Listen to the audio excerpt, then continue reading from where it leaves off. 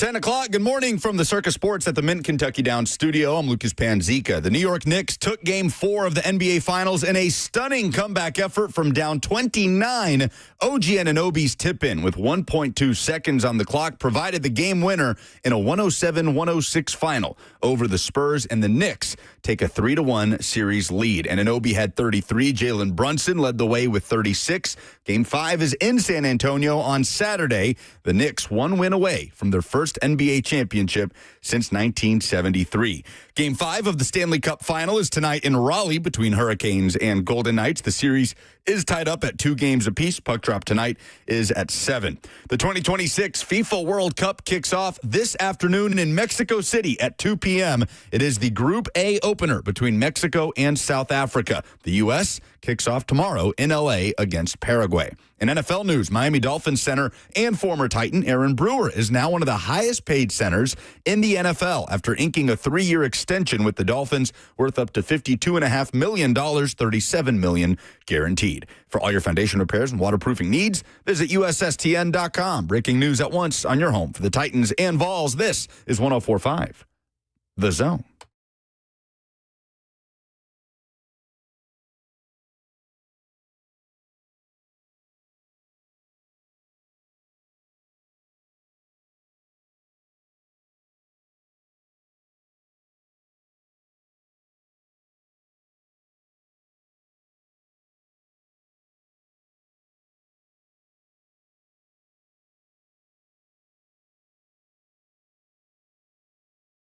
Good morning. Welcome in on this Thursday. Oh, and there is much to discuss. Where to begin? Historic NBA Finals comeback last night, one of the greatest we have ever seen in any sport, as the Knicks take Game 4, 107-106, all the way back from down 29 in a game that I almost missed the end of, Robert. And I'm so glad I didn't. Ron Saleh will be in here at 10:20 to discuss. Buck is off to Titans practice, which is where we like him. Robert Saleh set to meet with the media coming up in 45 minutes. We will play that for you as well. It is Christmas morning for me. The FIFA World Cup kicks off this afternoon in Mexico City. Much to discuss on this Thursday. We are fueled by Hattie B's Hot Chicken. Be sure to download the Hattie B's app today. Start to build up those rewards. Let them fuel your watch parties, whether it's NBA Finals action, Stanley Cup Final action, or all of the summer soccer. Robert, did you stay up all the way through the end last night with that incredible comeback at Madison Square Garden? I did, and I had FOMO, man.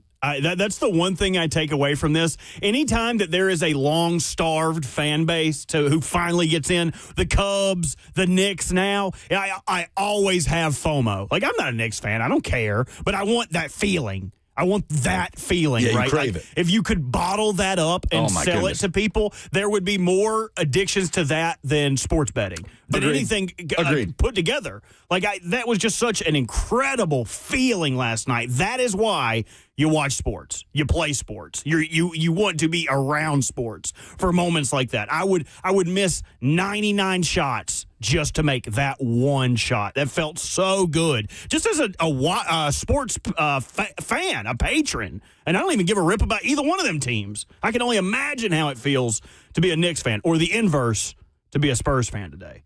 This is a call out of work day if you're a Spurs fan. Oh, yeah. No, you can't. You can't just pick yourself up and go into work on this Thursday morning. Not out of it. 3-1 series. But it's a good way to put it. Like, it is such a best-case scenario for the type of finish or moment that you're hoping for when you're watching an event that carries as much weight as the NBA Finals or any championship. OG Anunoby's tip-in with 1.2 seconds on the clock in Madison Square Garden just goes bonkers. They can't believe what they've just seen.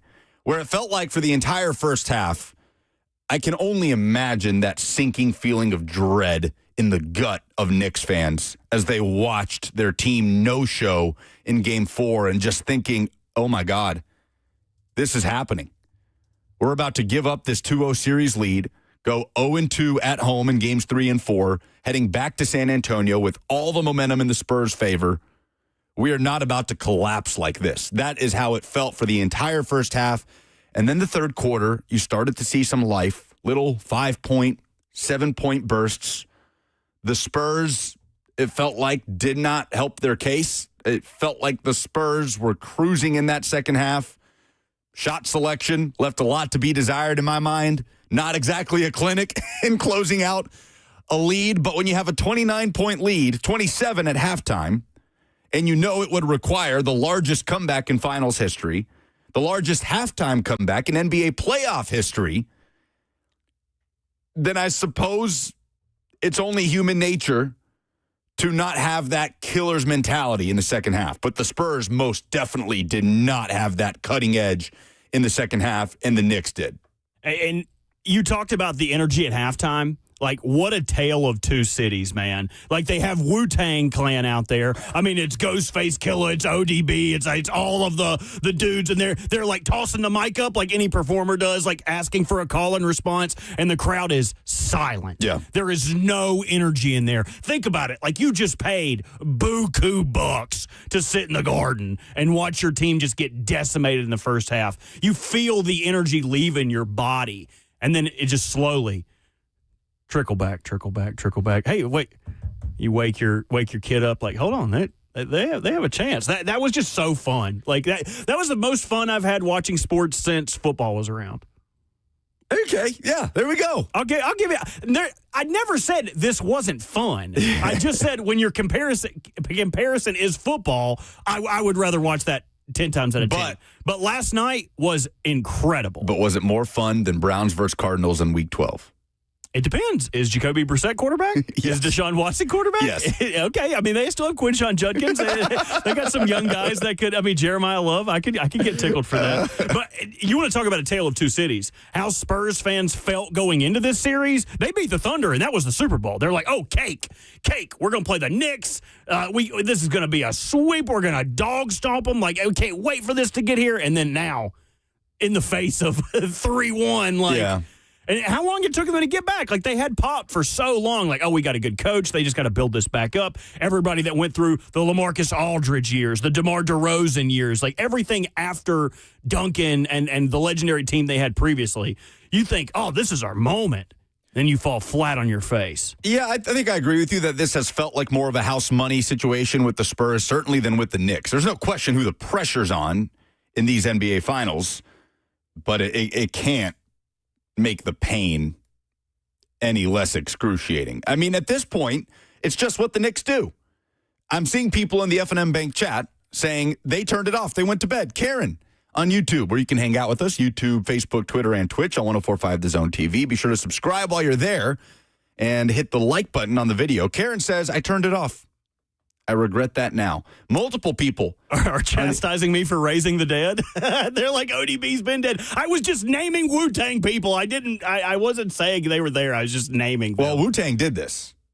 Wu-Tang Clan gets the assist for the greatest comeback we've ever seen in NBA Finals. Yeah, they popped on. Knicks in 5 as soon as it was done. They've got it figured out. Tighten up, anchor down. Says, game was a blowout, so I went to bed. Missed the greatest comeback in Finals history. Robert, I was so close. I was so close to going to bed, but I remembered the fatal mistake that I made in Game 1 of the Eastern Conference Finals. When I called it, it wasn't even a 22-point game. That Cavs lead ballooned up to 22 before the Knicks stormed back to take that Game 1 and go on to sweep the Cavaliers. But I went to bed when it was like a 17-point game with over 9 minutes left, and the Cavs were just in cruise control. I said, no, I'm done. I'm going to get an early start to my night. And I wake up to see a 22-point comeback. If not for that Game 1 comeback that I missed because I decided to go to bed early, I think I 1,000% would have called it a night last night. But I hung on just for the off chance that we may see one of the most iconic moments in American sports history, and that's what we got. That's what we got. One of those moments, that OG Anunoby tip-in, you're going to see the 30 different camera angles of it forever. For years and years. And the totality of the performance for Anunoby as well, by the way, on both ends of the floor. He ends up with 33 points and obviously the game winner. I mean, it almost looked like a set play. Anunoby's the one who inbounds the ball to Brunson and then makes a beeline for the basket. He is unaccounted for. Victor Wembanyama is out of the picture for that rebound. And, of course, the game is going to fall on Jalen Brunson's shoulders. He said after the game with the ESPN crew with Charles Barkley and Shaq and the whole crew, that it felt great coming off his hands. And it looked good. It looked good. I thought he was going to make it anyway. And nobody would object to Jalen Brunson, whatever the shot selection is, whatever the distance, to put the game in his hands. But the athleticism of Anunoby soaring through the air. He's like 6 feet from the basket when he tips that in. The precision to just give it a little something and propel it back towards the basket. And it results in, I mean, put it up next to Ray Allen's corner three, right? You put it up next for the to Heat, yeah. Yeah, you put it up next to LeBron's chase down block for the Cavs against the Warriors. It's funny because the same thing happened to the Knicks' chagrin on the other side of the court maybe a minute before that, where Josh Hart got caught looking at the ball. He got backdoored, and the dude got in there, laid it up, and then it happened for the Knicks' benefit. Only a couple sequences after he misses a layup dunk to give the Knicks the lead. Has this ever happened to you as a fan for your team? Like, you were like, they're not going to do this, man. I can't watch this. I got to go to bed. Or have you seen all of those games through? Like go calling it because my team's getting killed, and then missing something incredible. Yes. I've told you this happened to me with ECU, but it did happen once, in a roundabout way. But interesting. No, it's not that I haven't given up on, one of take your pick of the 2009, 2011, 2012 Vols playing against Alabama, but. Those Tennessee teams, when they were dead, you knew they were dead. So no, I've not had something like that maybe the Knick fan that went to bed last night would have missed. The one time outside of college with the Ravens, this has happened to me. It was the 2012 season. It was September 23rd, and they were playing the New England Patriots. If you remember the season prior, the Patriots had ended the Ravens season on a Billy Cundiff miss. So I had this game circled. I was ready to get a little bit of revenge, but I had a flag football game that night. And so I got to watch the first quarter. In the first quarter, New England's blanking them. It's 13-0. This is the same game. This is the Torrey Smith game where his brother had passed away the day before. And we started playing the game. I was like, man, I don't even care. I'm not even going to look at it. We finished the game. The Ravens end up winning 31-30, and I had to go watch the condensed version back. Torrey Smith went bonkers, 6 catches, 2 touchdowns. Joe Flacco threw for like over 300 yards. It was ridiculous. But I because of that game, I can never give up on another game. I have to sit and watch it until the clock strikes 0. Well, I'm curious. We do have a Knick fan back there, and Zach Kroll back in the control room. Zach, had you given up on this game at any point? You stayed through. You did not go to bed, but did you consider it as a Knicks fan, a New York native? I definitely considered it, but I'm on the same mindset as you. We've seen this so many times, crazy comebacks, and that was a historic one for the Knicks. I just think their experience really helped them out, and the Spurs looked shook really from the beginning of that fourth quarter on. So Charles Barkley had his opinions on this. I don't know if anybody watched the post-game coverage. I mean, I couldn't come down from the high of what had just happened. I couldn't just shut that game off when the clock hit zeros. I had to sit there and bask in it a little bit and watch some of the post-game coverage. Jalen Brunson's post-game interviews, Ernie and the whole crew chatting with Brunson, breaking down the game. And ultimately, the question will boil down to what they talked about in post-game. Will this be more about what the Knicks did and the resiliency of the New York Knicks, or did the San Antonio Spurs give this away? And immediately it's put up next to, when you talk about championship comebacks, some of the greatest in American sports history. But I think for our purposes, we can put it up next to the Patriots' comeback against the Falcons in that Super Bowl back in 2017. And we put it to a poll. At Lucas Panzica is where you can vote. The more impressive comeback was what? Knicks last night or Falcons 2017?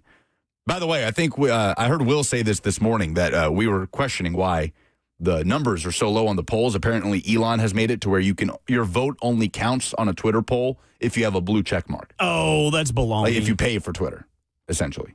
That's baloney. So, I will say this.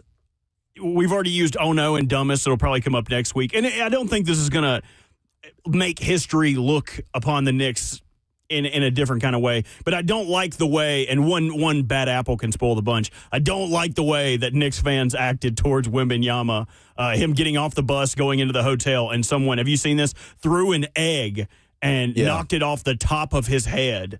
That has got to be one of the worst feelings, where you're a giant, right? You're like, okay, let me find this guy and just strangle the life out of him. But be gracious winners. You know what I mean? Like, you don't throw eggs at Victor Wembanyama. Like, if they end up coming back and taking over the 3-1 comeback, that will be the moment. That will be the impetus of when what came first, the egg or the chicken? It was the egg when Wembanyama realized that he had to turn it on. I hate that. We'll talk about Victor Wembanyama's performance in this game, too, where the criticism is fair for the San Antonio Spurs and how you even adjust mentally after that. After having it in hand to go back home with a tied-up series, a chance to take the lead in Game 5, but instead all the momentum on the side of the Knicks and this team of destiny feel that seemingly can't be avoided around the New York Knicks. We'll let you hear what Charles Barkley had to say right after the game, plus the star power at this thing was on another level. We'll talk about it next on 104.5 The Zone.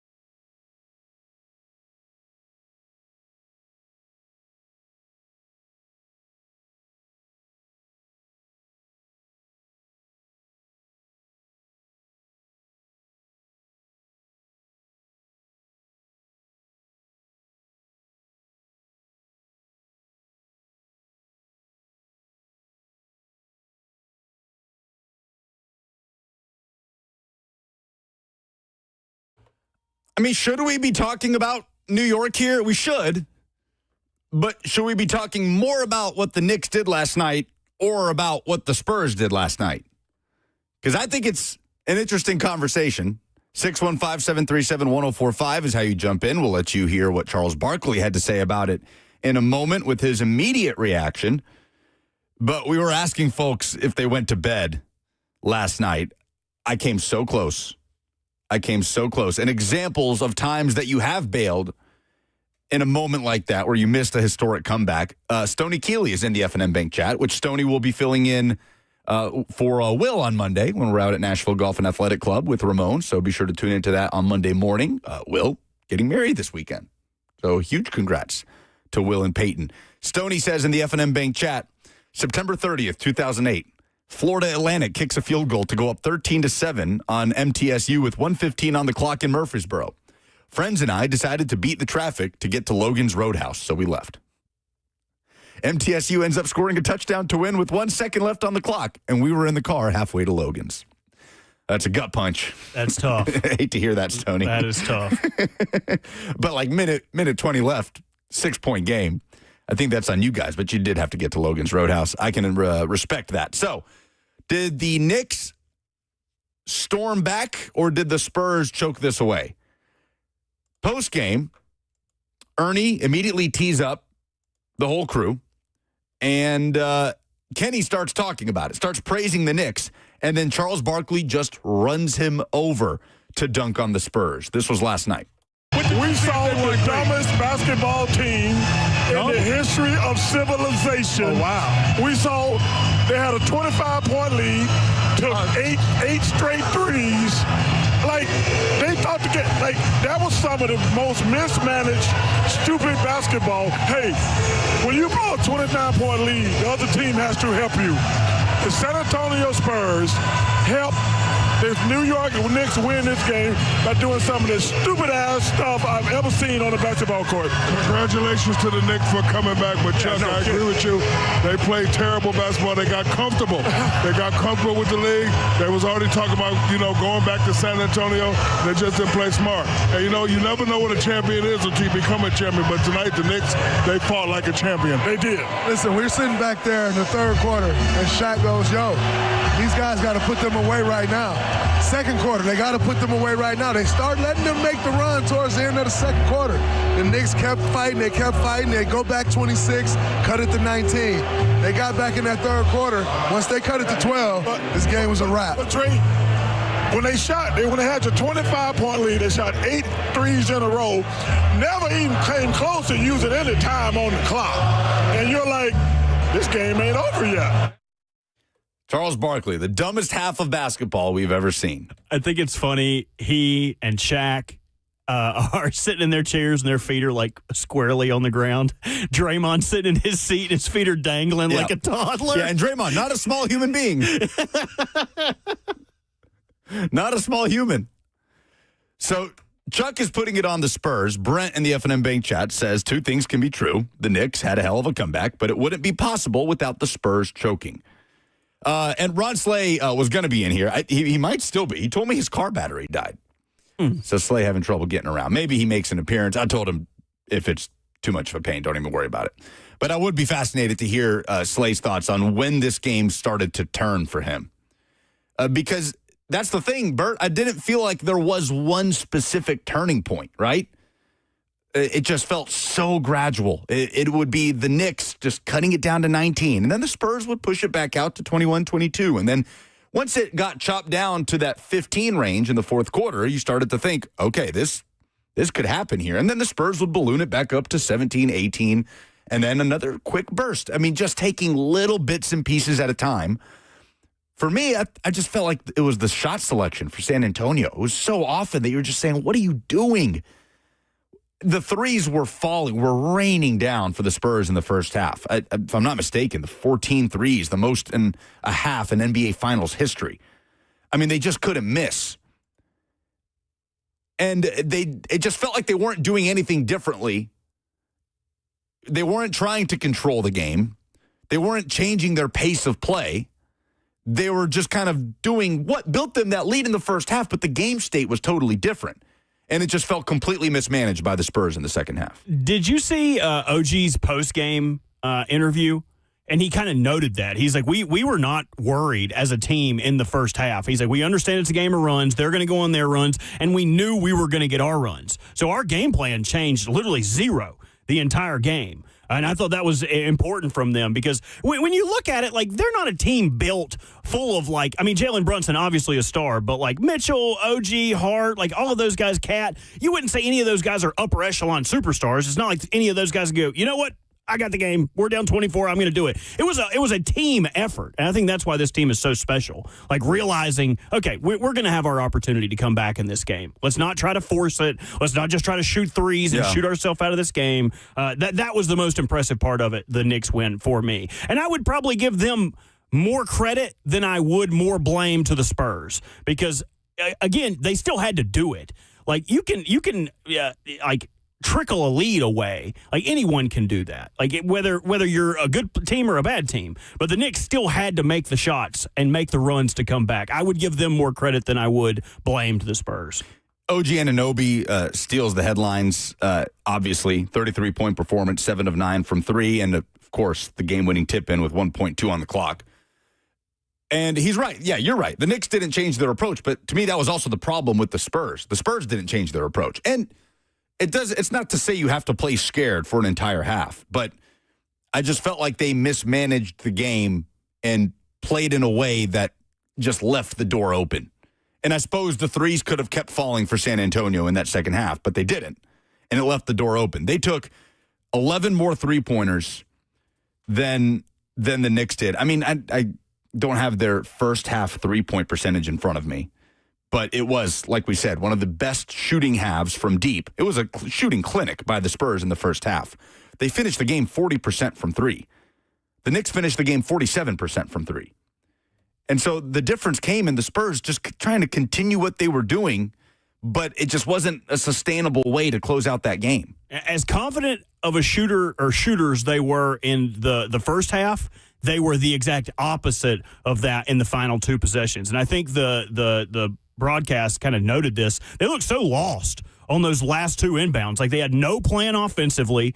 And when you're in that spot, you just got to lean on your playmakers. You got to lean on somebody that you can trust to get you a bucket. And it just seemed like they were so discombobulated, they couldn't get 2 feet on the ground to figure it out. And Anunoby steals the show. Jalen Brunson steals the show with his 36 points. And Karl Anthony Towns is probably third in that pecking order in terms of the order of the Knick players being talked about. Maybe even fourth with Josh Hart. That's probably too strong to say. But Hart it wasn't Josh Hart's best night there in the fourth quarter. But Karl Anthony Towns, plus 17, his plus-minus on the floor. 13-point double-double, but a huge X factor for the Knicks in this game. And it doesn't feel like this can end in any other way, right? This is the Knicks team, or the Knicks season. This is the Knicks year. And they have this team of destiny feel that I have not felt as a neutral since who? When is the last time a team has captured this team of destiny vibe where everything comes together in so many different ways? You're trying to win your first title since 73. The city of New York has been starving. There's no team in New York with a more unique relationship to New Yorkers than the Knicks have with Knicks fans. Well, maybe the Yankees. But the Yankees have won. Exactly. I get what you're saying. Right, that's what I'm saying. It's been since, the 90s, but I get what you're saying. And it's been about a decade, right, since the Yankees have won? I don't know. I don't watch baseball. But it's the full circle of Rick Brunson to Jalen Brunson. Jalen Brunson finishing the job for his dad. When's the last time we got anything? And again, they still have to finish the job. Game 5 is Saturday night. If I'm not mistaken, early line, Spurs favored, minus 5.5 at Frostbank Center. But when's the last time you saw something come together in that way where you have that component of it? Jalen Brunson picking up where his dad left off 26 years ago and trying to finish the job for New York as a New Yorker and a born and bred New York Knick is what Jalen Brunson is. Not like not with so many qualifiers, but I did feel like this last year with the Thunder. Like, it felt like it was their year. Like, it culminated in this moment. They had built this team from the ground up through draft picks, trading away stars to get wheelbarrows full of first-round picks, and then stocking their team up. I also feel like I felt this way again about the Eagles the first year Saquon got there. The tush-push frequency year where they just could not miss. It felt like they were unstoppable. But nothing with the qualifiers you're saying about, like, finishing the job for his dad. You know what I mean? Like, nothing like on that level. Yeah. But you know what probably my favorite part of the entire game was? After the game, when you just got to see the who's who of celebrities around the court. Larry David, Ben Stiller, Jimmy Fallon, Spike Lee. I mean, it was a who's who of Knicks fans. Except for one. Now, Buck pushed back on me last night in the group chat about this. When has Taylor Swift been a daggum Knicks fan? Since when? She's in the front row with her whole cavalcade of other women that was with her. They all had, like, Nickelback, Stevie Nicks. Like, they all had, like, the punny Knicks shirts on. Since when are you a Knicks fan, lady? Come on. I know she moved to New York a while back, and apparently they're getting married at the Garden. Oh, of course. I think Travis and Taylor are getting married at MSG. Yeah, they're going to break up. I could be wrong about that. They're going to break up. She's going to end up. You want them to so bad. I don't want them to be happy. Yeah, but nobody Taylor Swift stealing the screen time was not something we expected, but that was, you mentioned the Larry David component. Jerry Seinfeld's there. They cut over to Adam Sandler's shoulder to shoulder with John Calipari. Where did that friendship come from? You got Sandman and Cal watching the game together. They're just right next to each other. I felt bad for Sandman, too. Sandman was a couple rows back. It's like, hold on. How is Sandman not front row? Sandman needs to be on the floor. Come on, man. Don't put Sandman in the second or third row. Like, I know you guys love Timmy Shall up there now, but, like, come on. Let's get Sandman on now, there. Timmy Shall, a true Knicks fan. Sure, but his significant other is also taking up a seat that could be given to a true Knicks fan and not a faker. My mom, I got in an argument with my mom about this last weekend. She was like, I tried to get tickets to the Hurricanes game, but it was so expensive and it was sold out really quickly. I was talking about the Stanley Cup final? Yes. I was like, Mom, when have you ever been a Hurricanes fan? She's like, well, I like them from afar. I was like, when's the last time you watched a Hurricanes game? Well, have you ever been to one? I've never been to one. Let her hop on the hype train. Those seats belong to real fans, people that have watched them, people that watch real regular season games on Tuesdays and Wednesdays that have no consequence to what happens at the end of the season. That is who deserves to be at those games, not wishy-washy, clout-seeking, culture-fiending fans who are like, oh, I live in Raleigh, I should go to this game. It's not for you. It's not the actual Hurricanes fans or anyone, Knicks fans. If the Titans went to the Super Bowl, I would hope that people like Scoob or people that like sit through these games in the worst times, those are the people that deserve to be there. Yeah. Those are the people that sat through it when it sucked. The people that were sitting in the cold rain in that regular season finale against the Texans in January of 25. Those are the people that deserve to see it at its greatest moment. Not people that are like, that would be really cool to go to. Yeah, it would be cool to go to if you invested time and energy into it. Like, I don't like being a fan police. You can like whoever you want to, but when it comes to things like that, don't be just clout seeking. Oh, I'd like to go to this game. Yeah, there's hundreds of people, thousands of people that would like to go to this game. By the way, that series, Game 5 is tonight in Raleigh between Golden Knights and Hurricanes. Series tied up at 2. All 4 games have just been, just like electric. 4 of the best hockey games of the season. Maybe that's hyperbole from Game 4, but games 1 through 3, most certainly. That has to be the most exhaustive series, what we're seeing in the Stanley Cup final. Just mentally, emotionally exhausting. Just the back and forth, the offensive production, the swings in those games. I can't imagine. I don't even care about Golden Knights fans. They've been around for 5 minutes, and they know nothing but their expansion team that immediately hit the ground running as a contender in the NHL. But for Carolina Hurricanes fans, that's who I care about in this situation. I can't even imagine. They are the Popeyes worker sitting on the bench, just stooped over with a cigarette, just exhausted. And then they're going to have to go through this for, I would guess, a good 3 more games. I don't see any way that Golden Knights Hurricanes doesn't go 7. Doesn't look like Knicks and Spurs is going to go 7. Game 5 coming up in San Antonio on Saturday. Ron Saleh is on the way. Yes. By the way. Yes. So we'll get some Saleh before he heads off to Titans minicamp practice. Robert Saleh is meeting with the media in about 8 minutes. We will hear from him. We'll play that for you coming up in the noon hour. But first, Robert, can we hear from Monica McNutt, who took issue, like you did, with Taylor Swift being there? This was, I believe, Monica McNutt on the Knicks radio broadcast last night. Is that Taylor Swift down there? No, I think Gray was just saying her name for no reason to distract me. No, that's her. Yeah, but where? With that long ponytail. Ain't that her in the blue? Yeah, I literally was like, that's her.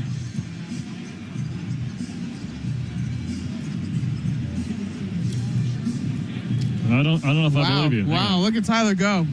You don't even know where you're looking. Wife. Yeah, sure.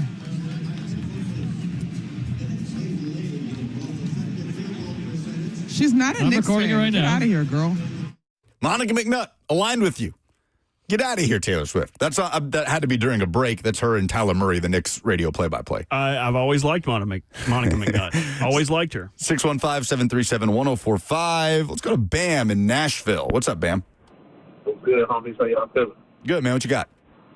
Yo, Bob, he was right. Whenever the Titans play, us fans that have been all across the world doing the worst of the worst, and we deserve to be at the Super Bowl on the 50-yard line.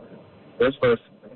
Second off, when you said teams that felt like they were bound for death, would you say the 2019 Titans felt like that, the way we started, and then when Tannehill took over and we got to the AFC Championship game, it seemed like that the whole destiny thing just kind of felt like that was where the Titans were headed and the trajectory of the team. Would you agree with that, or would you disagree? Thanks for the call, Bam. I get what you're saying, and I get that feeling in the moment because Derrick Henry is doing something that we frankly hadn't seen in the modern era at the running back position. But looking back at it, I do feel like that was a Titans team that ultimately lost to a better team in the Chiefs, and probably didn't have the guns to win a Super Bowl. And it sucks to say. I mean, that team defensively did something against the MVP Lamar Jackson that year that nobody else really did. Derrick Henry doing what he was doing, the offensive line performance. But at no point, as we know, did Ryan Tannehill prove that he could go tit for tat with an elite quarterback in that playoff run. And Patrick Mahomes and the Chiefs just outlasted the Titans. I think the Titans squeezed every bit of juice as they could out of that run going to the AFC Championship in that season. I will keep it on 2019, though, Bam, and say LSU 2019 with Ed Orgeron. Oh, yeah. Yeah. That team was a train, man. You kind of have the prodigal son aspect of it like you do with Jalen Brunson, with Ed O coaching the LSU Tigers. And you talk about lightning in a bottle, team of destiny, one of the best seasons we've ever seen by one team at the college football level. Daryl in the Borough is up next. Hey, Daryl. Hey, what's up, guys? Yeah, y'all were talking about the bandwagon people. You forgot one. I mean, comparatively to Taylor Swift, he's right there, but you're one and only Buck Rising with Indiana going to the college football playoff after he hasn't been to an Indiana game practically ever. So, yeah, thanks for the call, Daryl. Yeah, definitely the most glaring example of a shameless bandwagon. At least that works here as a sports fan. I got to see it firsthand in 2016, not necessarily Buck, but with Panthers fans when the Cam Super Bowl year, MVP year. People that never cared about the Panthers were doing the Superman and talking about wanting to go to games and this is a team of destiny. Oh, look how good this team, look how good the offense was. Mind you, it's like Ted Ginn, Brandon LaFell, like the worst playmakers you could. It was Cam, Greg Olsen, and that's all you had. And I just saw the worst of it. I mean, that's why I call them Fanthers. Like, they keep pouting. Yep. They do the keep pounding. Just keep pouting. They're all fanthers. They're all fanboys. They'll stop caring about this team once Dave Canales inevitably gets ran out because he can't win an NFC South title, and they'll be butthurt about that too. Yeah, and for right now, they're hopping on the Hurricanes. Yeah, yep. They'll. Well, there's an interstate rivalry. I won't bore you with it, but Charlotte and Raleigh are like, Charlotte doesn't support our teams, and Charlotte's like, that's a long way to go. They're just arguing back and forth. Maybe like a Memphis, Nashville type of thing. Potentially, yeah. It's getting to that point. No, we're the Queen City. Well, we have all the basketball. It's a lame argument. Ron Saleh, I think, got his battery going. That's what I'm talking about. We may get a Saleh appearance in studio next.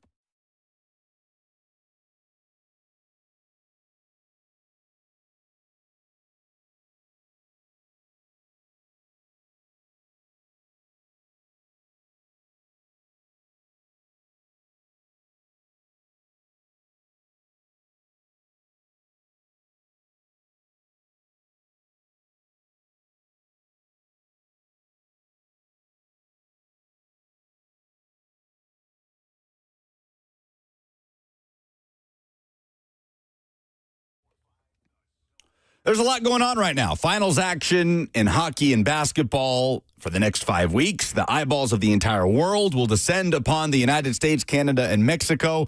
So much action to take in over the course of the next few weeks. What better way to do that? What better way to fuel your watch party than with Hattie B's Hot Chicken? Download the Hattie B's app today. Order a bucket or two of those jumbo wings, crispy, juicy, perfect hot chicken. Hot or not, whatever works for you. Make sure you throw in a couple of quarts of those scratch-made sides. I suggest the pimento mac and cheese. I would get nothing but pimento mac and cheese. But the crinkle-cut fries, the potato salad, the baked beans, the southern greens, you simply cannot go wrong. Trust me, I would never lead you astray when it comes to food. You can also swing by at any one of Hattie B's Middle Tennessee locations, Melrose, Midtown, West Nashville, the factory at Franklin, and coming very soon to East Nashville. So stay tuned for that. Download the Hattie B's app. Start to build up those rewards. You can order for pickup or delivery online at HattieB.com as well.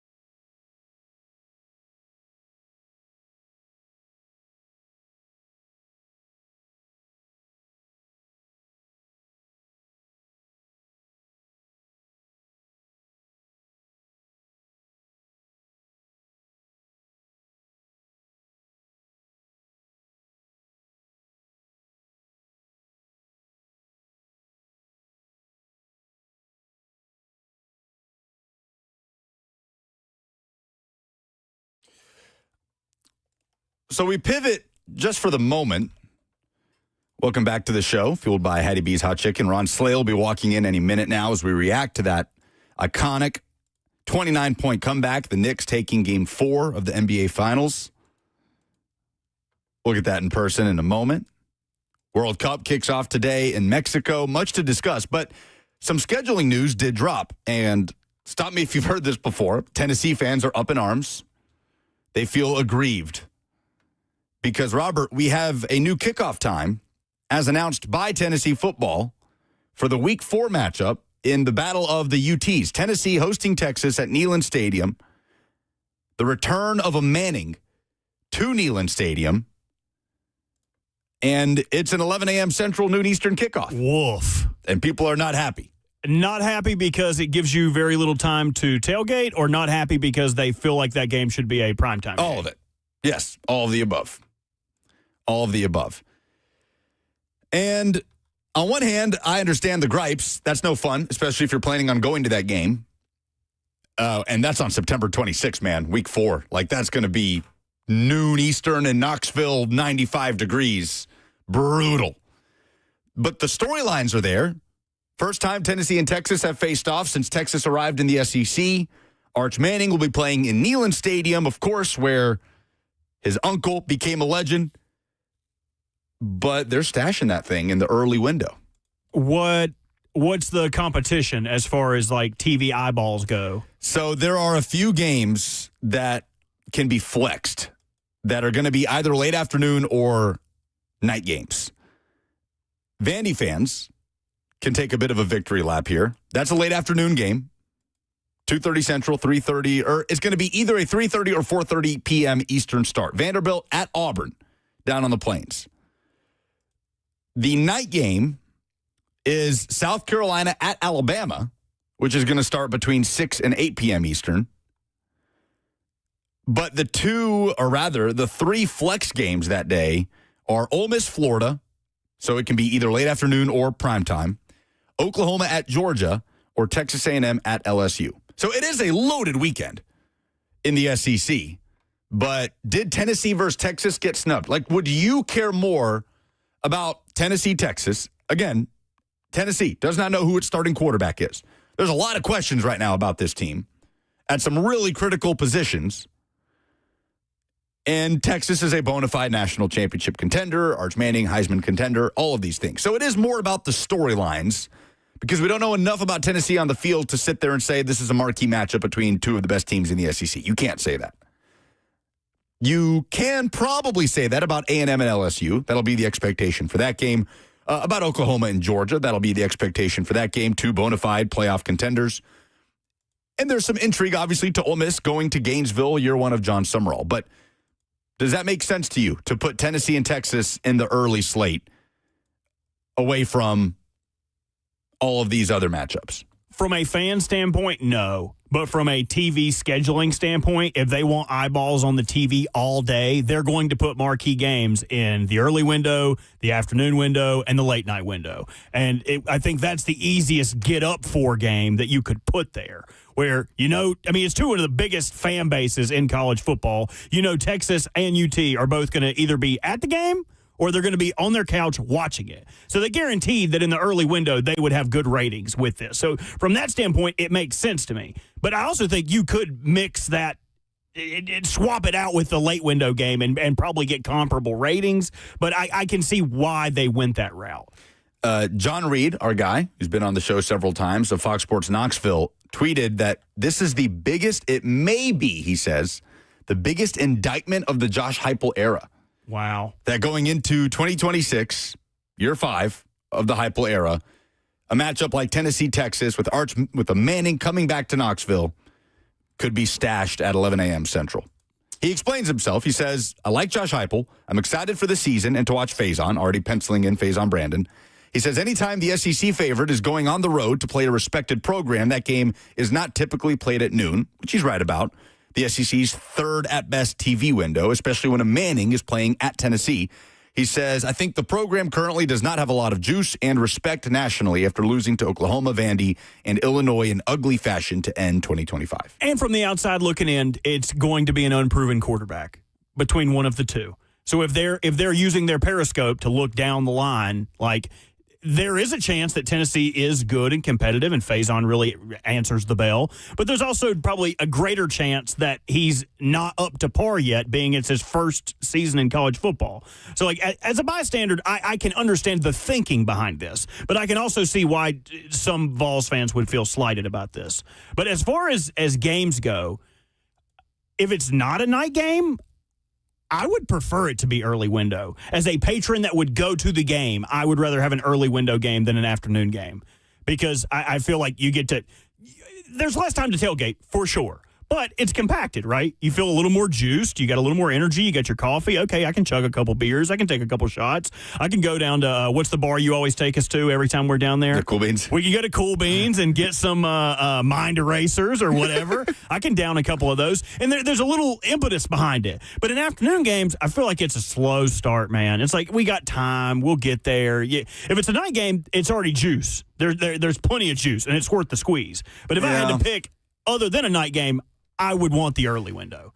Plus, you get the whole rest of the afternoon. You can go chill. If your game sucked, go take a depression nap, depression bath, whatever your deal is. You're a depression bath guy. I am a depression bath guy. Yeah. I mean, I'm a wallow and sit in silence guy. The worst thing, I am also a wallow in silence. Just I like to be wallowing in water when I do that. The worst thing is when people try to break that silence to make you feel better. It's like, no, just shut up. Just let it marinate. I just don't want to talk to anybody. Stop telling me I can't smoke cigs inside the bathroom, Cheyenne. I'm not going to start a fire.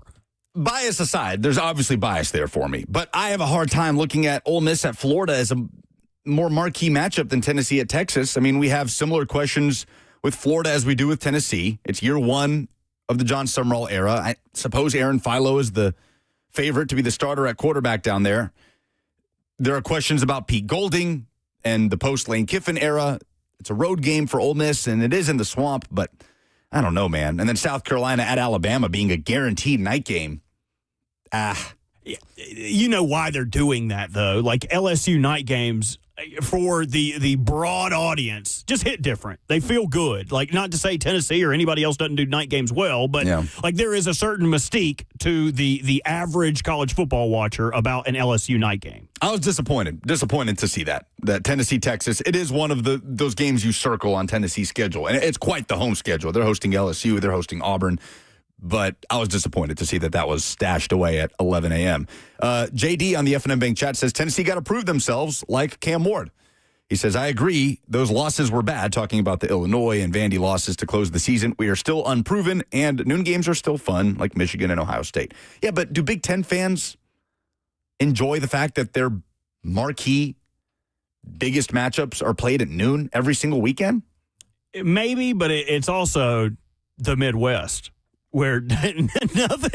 What else they got going on? What y'all got going on? Nothing. There's nothing. You got to go feed the hogs, pick the corn, and be ready to go. There ain't nothing wrong with a midday game. They're like, okay, I get out of my chores for the day. I'm cool with the afternoon game. If they have a night game, you still got to do your chores. A baby tweeted at me and said, what does that say about Texas as well? Nah, this is an indictment on Tennessee. This is not about Texas. Texas is going to be one of the most watched teams. They are a bona fide contender. The hype train with Cam Coleman joining that wide receiver corps to join up with Arch Manning. Now, this is about Tennessee, and it's fair. We talk about it with the Titans, back-to-back years of no primetime games. Go prove you're worthy of a primetime game. We could carry that conversation over to Josh Heupel in year 5 as well. But are you worried about the impact of Matter Baby in all this? What's Matter Baby? Nothing's Matter Baby. What's the matter with you? Hour 2 of the show's next.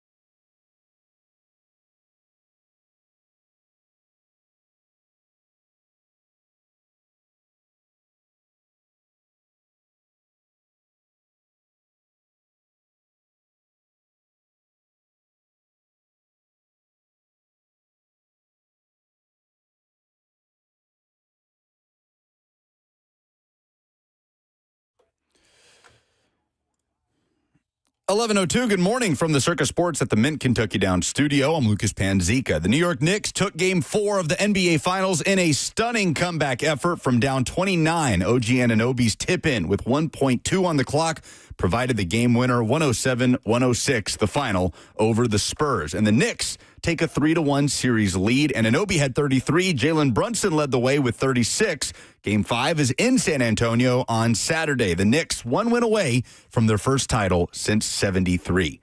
Game 5 of the Stanley Cup final is tonight in Raleigh between Hurricanes and Golden Knights. The series tied up at 2 games apiece. Each team has had 3 or more goals in each of the first 4 matchups. First time that's happened in Stanley Cup final history. Puck drop tonight is at 7. The 2026 FIFA World Cup kicks off this afternoon in Mexico City at 2 p.m. It is the Group A opener between Mexico and South Africa. The U.S. kicks off tomorrow at SoFi Stadium against Paraguay. In NFL news, Miami Dolphins center and former Titan Aaron Brewer is now one of the highest paid centers in the league after inking a 3-year deal, an extension worth up to $52.5 million with $37 million guaranteed. Titans are on the practice field today for OTAs. Robert Saleh just stepped up to meet with Titans media. You can hear that press conference coming up in the noon hour. For all your foundation repairs and waterproofing needs, visit USSTN.com. Breaking news at once on your home for the Titans and Vols. This is 104.5 The Zone.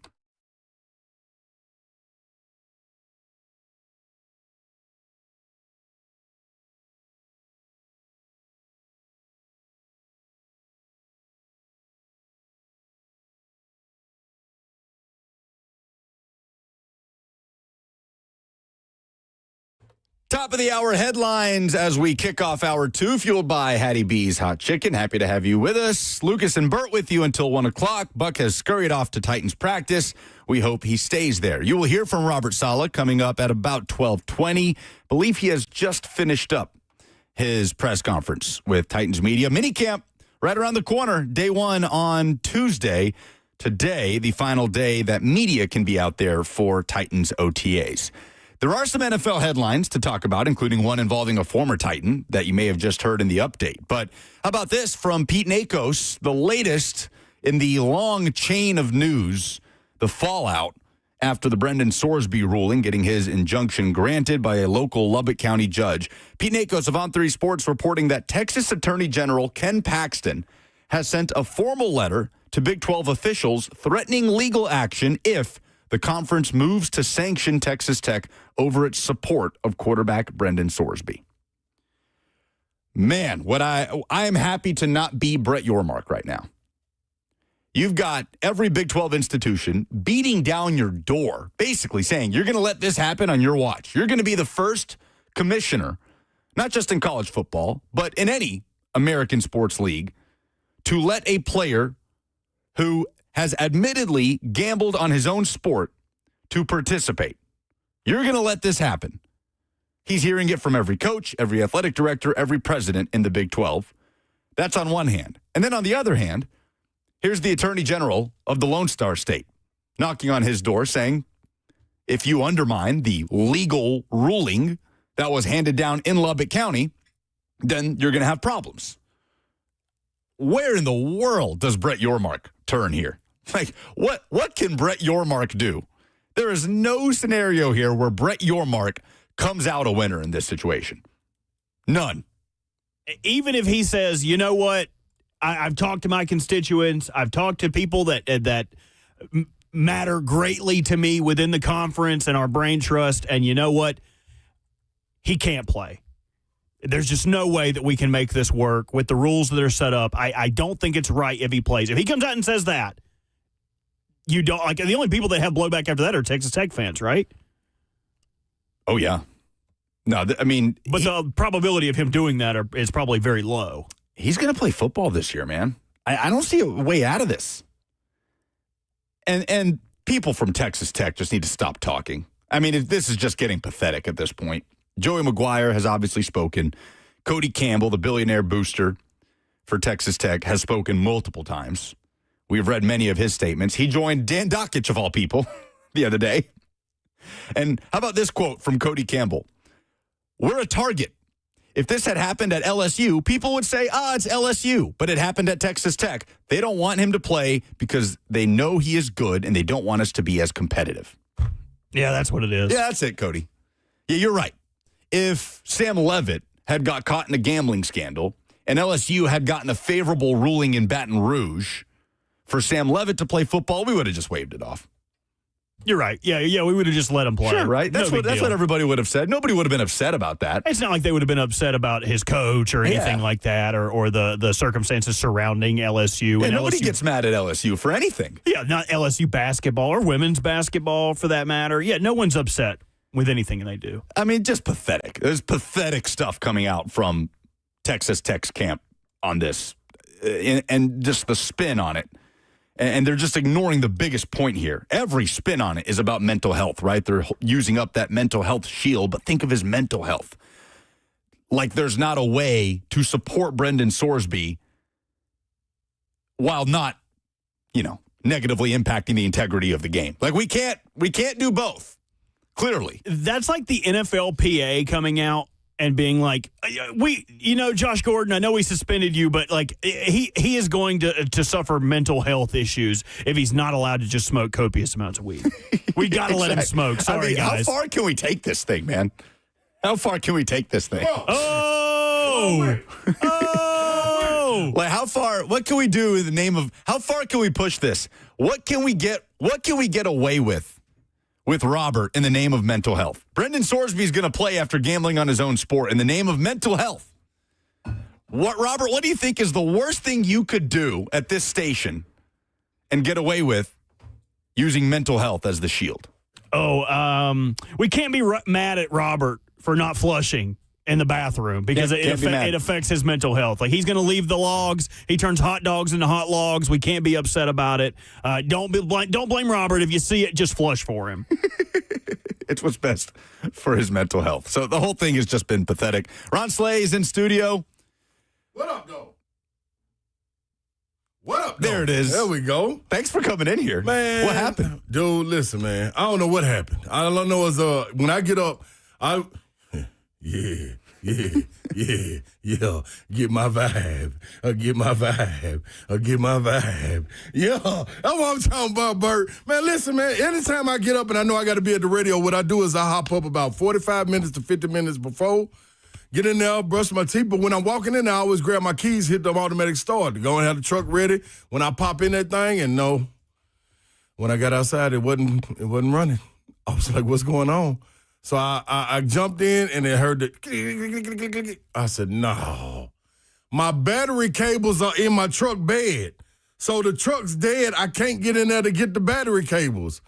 In the garage, I got a little utility jumper, you know what I mean? So I'm like, man, please have enough juice. They had enough juice to catch a little bit of juice so I can unlock the trunk. You know what I mean? And then I had to do my thing. But then I jumped in the truck and guess what? 11 miles still empty. So you had to stop. I had to stop at the gas station, too. Well, then you pulled in the gas station. It's like one of your tires is flat. Please see the attendant for help.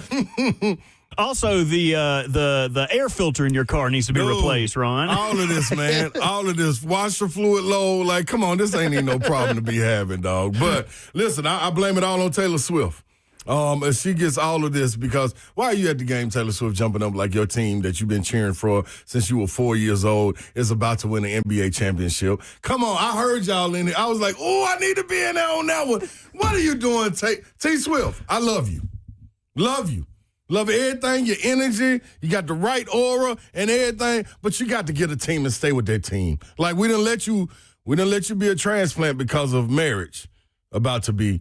Go with the Kansas City Chiefs. You know what I mean? We still kind of like, it's like one open arm. It ain't two open arms when we see you coming to a Titans game. It's one, like, come on in here, get the little side hug. We appreciate you. You know what I mean? But you're a Kansas City Chief now. I've never known her to be a New York Knick. That's me. And I watched a lot of basketball, seen a lot of courtside seats, a lot of stars sitting in them seats. And one thing that you can't miss at any sporting event is when Taylor Swift is in the building. That's my second time seeing her in the building. The other one, when they played the Cleveland Cavaliers. Oh, the Knicks? Yeah, Yeah. She was there. I didn't know she was there in the Eastern Conference Finals. She was wearing Cavs gear, wasn't she? Yes. What? That's what I'm saying. It was at the Cavs. She was wearing Cavs gear? Yes, it was in Cleveland. In Cleveland? This was in Cleveland. Oh, my God. I'm telling you. So the one, and then remember she was at the Florida Panthers Stanley Cup Finals game. I remember that there were shots of her and Travis up there. How is it the one team T Swift has never once even attempted to rep as the Titans? Literally grew up here, went to high school here, built her career here. It seems to be the one franchise Taylor Swift's like, nah, I'm good. Yeah. I'm good on the Titans. Only time she want to rock with the Titans is when she got the platform to be in Nissan and she's the show. Just come in there. All we want is 6 or 7 claps, 6 of them claps. That's all we want. 6 of them claps. That's all we're looking for, Pan. But phenomenal game last night, dog. That right there was one for the ages. I don't even know what y'all were talking about when I came in, but Doesn't matter. I just hijacked or whatever it is. So, hey, man. This right here, this debacle, you got to give as much credit as everybody is giving the New York Knicks. You got to give that much credit to Mitch Johnson and them and inexperience continuing to show up. Like 4 games, total of 8 points. That's not like you and the Knicks aren't playing great. They're not shooting great. You know what I'm saying? They're finding ways to win because of hunger and will. And them being a little bit older, honestly. The inexperience of San Antonio continues to show up. I thought they were about to break through last night, man. Oh, they seem focused. But De'Aaron Fox gets a whole lot of bread, man. And to be throwing that ball away like that, when the narrative at first was, we got to get De'Aaron Fox back healthy because Stephon Castle keep throwing it away. Now you get Fox back, and he keep throwing it away. It's almost like, man, what do you do? So it's going to be interesting if they're able to move on from Fox in the future and Dylan Harper take that role as the point guard. Him and Castle in the backcourt. But, man, kudos to them, man, for that fight. That arena. It's that arena, dog. I get it. You grow up in the concrete jungle. All you get is, you don't really hear about football coming out of there. A little bit of baseball, a little bit. But basketball is where it reigns supreme, and they feel that. They wear that badge of honor all across the world. They call it the Mecca of basketball. It showed up last night, dog. That was unbelievable. Unbelievable. Do you place more blame on Mitch Johnson or Spurs players to recognize the moment? Because it felt like, Slade, there was no recognition of the moment and what was brewing in that second half, where the Knicks just kept doing what they were doing. They didn't stray away. Yeah. It's everything OG Anunoby talked about post-game, that we just kept doing the same thing. We stuck to the same process that we started with. Mm-hmm.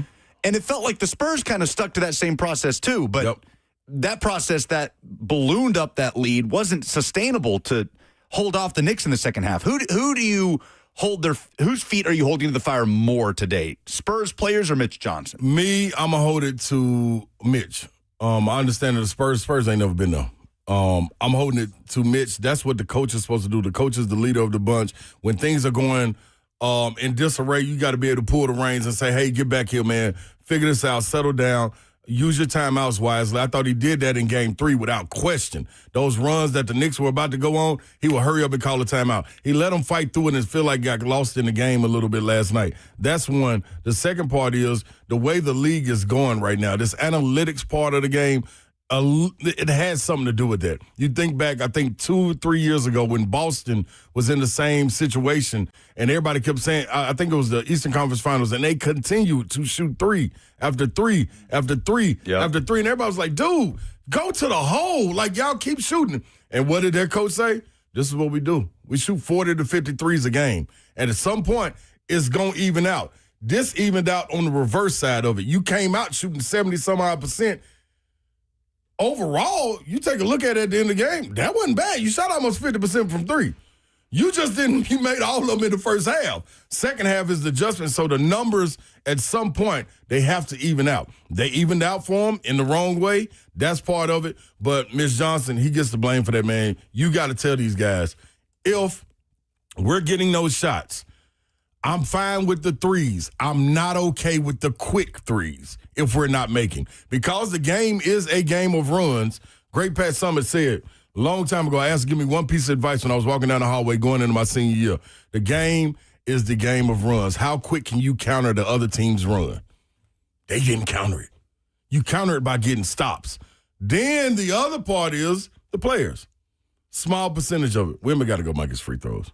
Make your free throws, Wemby. De'Aaron Fox, I don't care what it is. You see it in his face those last two misses. Yeah. I knew it when he went to the line. It wasn't. Stephon Castle stepped up there differently. You know what I mean? Last game and this game, Wemby was like, "This is my moment." You can feel this is my moment on him. So he missed those shots. De'Aaron Fox, because he's the point guard. I hear a lot of people saying the J.R. Smith blunder compared to his. The difference is De'Aaron Fox is the point guard. The most experienced player on that floor at the time is him. One thing the point guard always has to know is score and time of possession. That's all you got. You have to know that at all times. If I see we're missing, it's a 3-on-1 fast break, I may pull it out. In this situation, 10 seconds. 10 seconds. You get a great steal. You gone. Dude, pull it out, make them foul. You go up 3. You're a great free throw shooter. And you can right all your wrongs you done in that game. You give them about 6 or 7 seconds. Great. Even on the out-of-bounds play. I want to know if Mitch Johnson said go trap. I want to know that. Jalen Brunson on Wemby away from the basket, give me the Kevin Love episode when he guarded Steph Curry. Lock him up, 7-4. That's cool. You athletic. Make him shoot over. He's 6'1", maybe. Dude, in that same situation, what you did was turn back the clock, and now you have a LeBron moment by OG Anunoby. Yeah. Instead of being LeBron's block, now it's OG Anunoby's block. The Ray Allen's 3. It's right in that category. Taysom Prince against Reggie Miller. Like, now that stands alone. That didn't have to be that, but now it's there. So I don't know how you bounce back from this. I do think they can win in San Antonio. You're not winning in the Garden. You're not winning. I'd be shocked if they were able to pull it off because the Knicks ain't played good. That's the thing, dog. They did everything possible to throw that away. Josh Hart, Mr. Clutch and Mr. Do Everything, Mr. Intangible, Mr. Layup, because he get caught between dunking and laying it up. No, dog. Dude, that dude is about to be the biggest villain in New York. Every bit of it. And he's going to stand tall on it, too. He's going to love it.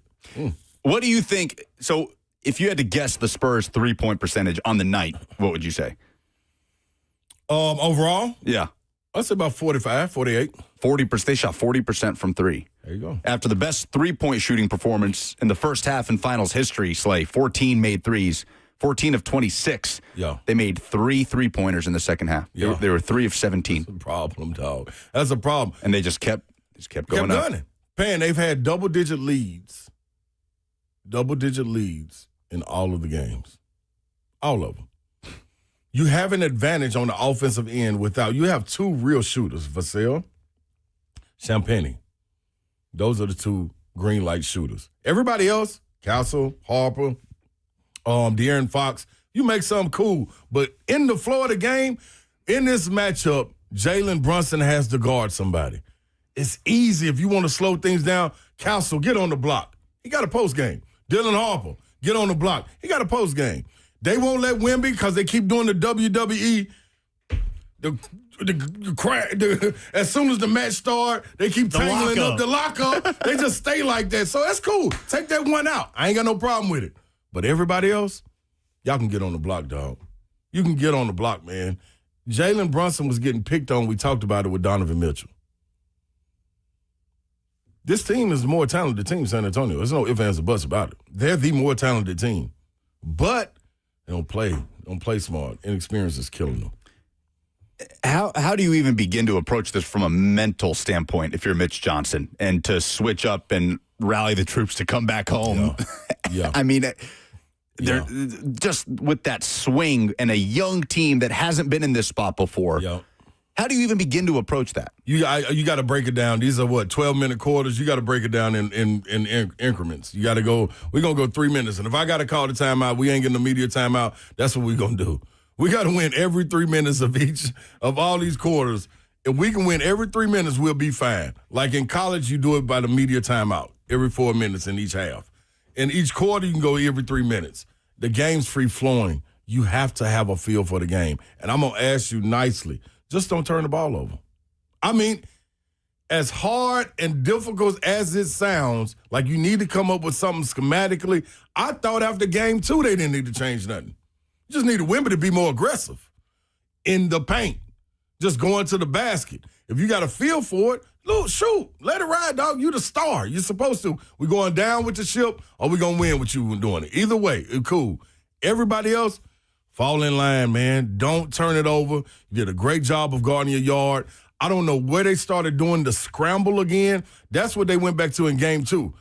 Letting the guy beat you off the dribble and then pass it out. Now everybody's scrambling to their guy. Game 3, what they did that was phenomenal, they guarded their yard, kept the man in front of you, and challenged and contested shots. Get back to doing that. That's the only opportunity you have. Only one you have, because Cat ain't played good. Cat was dominating the first 2 games. He ain't played good. He even got confidence to play Mitchell Robinson.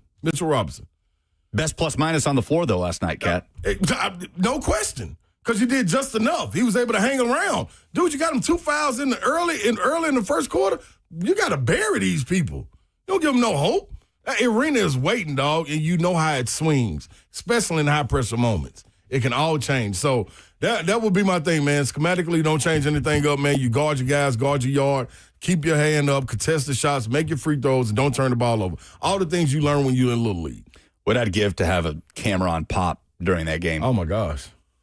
That's more of the question. That's the fly on the wall that I want to be. Between him and Mitch Johnson, what's that conversation like? Because you look at Mike Brown, don't forget what tree he come from. He from the Popovich tree. Plus sprinkled with a little Golden State Warriors run. You know what I'm saying? He's been there with Cleveland and gotten swept. You know what I mean? So you look at it, man, if you get the opportunity, are you still going to pull the same, are you still going to press the same buttons? He did it. He trusted his bench again. I said it on our show. Man, I wonder, can Mike Brown continue to trust his bench if his guys are not going? Man, put Alvarado in there. He like a Colorado. Alvarado. I don't need to put anything with him. Tostito. I don't know. The dude right there, man, went out there and made plays within himself. He didn't go out there and do nothing stupid, driving to the hole, trying to score on women. Nope. Get 2 feet in the paint, kick it out, and just keep being a nuisance, running around. He trusted his guys. Mitchell Robinson. They put a dude in today, number 27. I don't even know who that is. They put him in the game. I have no idea who he is. Hold on. I think he's number 27 for the New York Knicks. No, there's not a 27. Okay, the light-skinned guy with the little afro, little baby fro. He got in. He might have had to play like 2 minutes, Payne. Yeah, it was Jeremy Sochan. Yes. Number 20. So, you know where he came from? Baylor? San Antonio, too. Oh, okay. He last year, when Wemby's first year, that's where he was, in San Antonio. They shipped him out. Coming into the series, that was supposed to be the get down. I know Wemby's moves and everything. Man, y'all ain't stopped Wemby. They put him in the game. Mike Brown pulling all the stops out.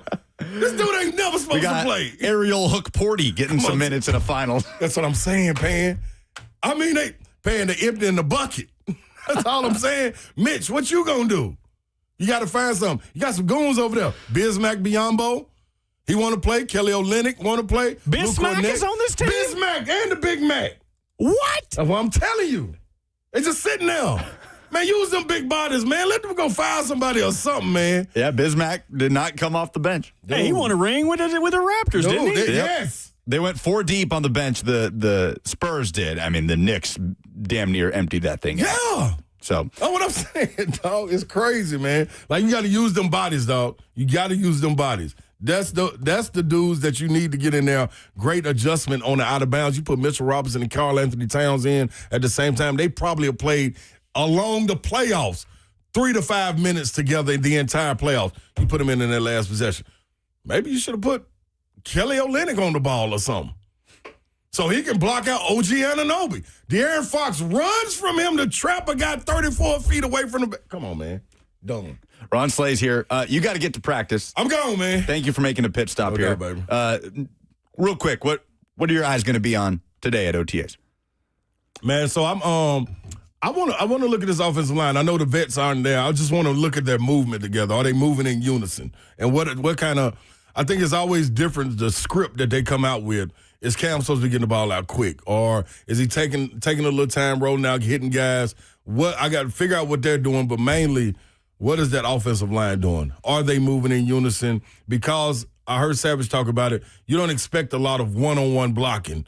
You know what I mean? You expect the guys sliding and doing all of this. So you got to be as one, even without the guys that are, you know what I mean, the vets being there. You know what I mean? If Dan Moore don't practice, you still got to be able to fill that void. And it's not about him being there. It's more about what y'all doing schematically, sliding, or whatever you're doing offensively. Being a man of the people, while you're out there, we did have a question in the chat earlier. What'd they say? If the offensive line looks like they're pulling more. I don't know how much you can tell, but while you're out there already watching the offensive line, if you want to report back on that, we did have some fans asking whether the pulls were coming. I will do that, and I'll be standing by Big Savage, so it'll be easy for him to point it out to me. 3HL from 3 to 6 today. Sure. Appreciate it, Slay. No doubt, baby. We'll hear from Robert Saleh coming up next.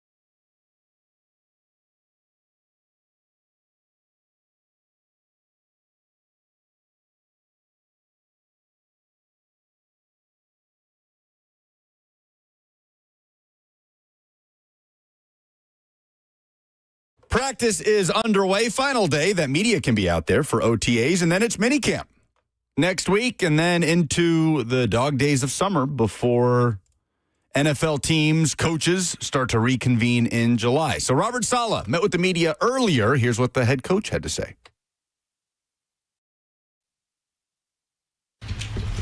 So, Robert, as you're wrapping up this voluntary portion of the offseason, how has attendance been? How has communication been with guys who haven't been here maybe regularly? Yeah, everything's been good. I feel like we've had really good attendance. This time of year in the football world, a lot of babies get born, all that good stuff. So some guys have been missing stuff, but overall attendance has been really good. How do you like progress? Just what you've seen on the field. Progress from beginning. For first year, obviously new regime, new schemes, and all that stuff. I think guys have done a really good job understanding what's being asked out of them. Like I've said before, a lot of this is taken with a grain of salt because once pads come on, it gets faster, gets a little bit harder. So, but overall, it's been good. How do you feel Cam Ward has been? I know the last couple of days there's been some accuracy, but there's situations that kind of dictated that. But how do you feel he's been? I think he's been great. This is the time of year where he's got to try some things. He's got to see what he can and can't do, and then you mix that in with a whole new scheme. I think it's. I'll put myself out there. I think it's very safe to say that we've got a really, really, really good quarterback, and we're in really good hands. Are practices designed to challenge him or to make him respond to what he had to do the previous day? Anyway, if you kind of let us in on how he's building day to day. Yeah, Dayball does a great job. They're scripting it in a way that gets the entire offense better. We're making sure that he gets a chance to see every single look. So I don't know if you've guys been out here, but we've had a lot of walkthroughs also, where he basically gets the reps of everybody of the ones that he didn't get when the 2s and 3s are up.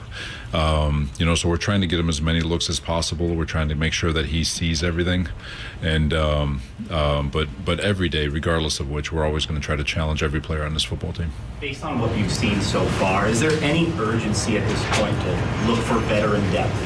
Assign veteran depth before training camp begins? At any position? Any position. Anytime. That's where I think Borgo's great. You're always constantly evaluating the roster and where we're at, and if you feel like there's an area where you can get better and there's a player out there that can make us better, you're always going to try to pursue that. If Cam becomes what you guys think he can become, what do you think the one or two traits he can hang his hat on as? These are the things that he does at the elite level are. God, man, I don't know if I want to answer that one right now because I'm still learning them too. But I could tell you just visually, just being out here with him, he's got an unbelievable mindset. He is fearless. He really can move on to the next play no matter what happens the play before. His arm talent is ridiculous. So as he continues to develop, and his communication with Dayball too, he's been awesome in that regard. But he's a playmaker. In all our move the ball periods when we go unscripted, I think that's where he shines the most. And I think he shines in those moments because he's just playing football, So it's exciting to see him kind of develop through these OTAs, and it's exciting to see where he excels during the course of practice. But once training camp gets going, I think we'll really see where he's at. To that end, obviously you're involved on a granular level, but just for this time of year, taking the opportunity to make this more observational than anything else, how important is that? I think it's very important, and it's really all the time. I spend most of my time on the football field talking to the coaches and trying to educate what I see so they can go fix it. And then same thing in the meeting rooms, just always doing my best to coach coaches, and I'll talk to the players when I need to. But you're always trying to take a more of a global, at least just speaking for me, just more of a global look at it to make sure that guys are all on the same page. We're speaking the same language. And look, coaches have, position coaches have 10, 15 guys that they're dealing with. They might miss something, and that's having an extra set of eyes over there just to make sure that we're all protecting one another's blind spots. That's where I kind of try to fit in from that perspective. And then once we get in the meeting rooms, we're all watching film together, we're scheming together, and we're coming up with the plan together. That is Titans head coach Robert Saleh. Not in its entirety. We will play the rest of it for you on the other side. But interesting to hear him talking about that, taking a more global approach, big picture approach for a guy that is making the change as the head coach of the Titans of calling defensive plays, which, as we know, he did not do in New York. Wants to be more involved with the defense, especially on game day. His main reasoning.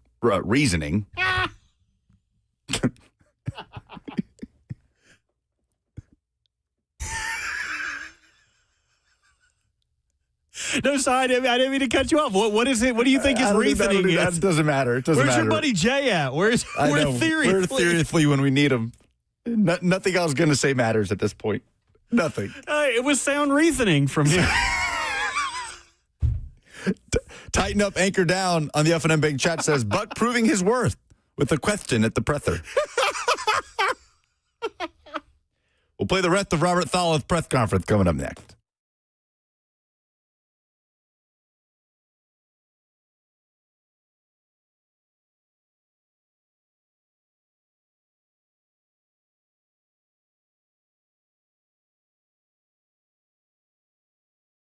If your energy has been off or you're just not feeling like you're used to, the Tennessee Men's Clinic, powered by Men's Pro, is here to help you because you're not alone. A lot of dudes deal with this.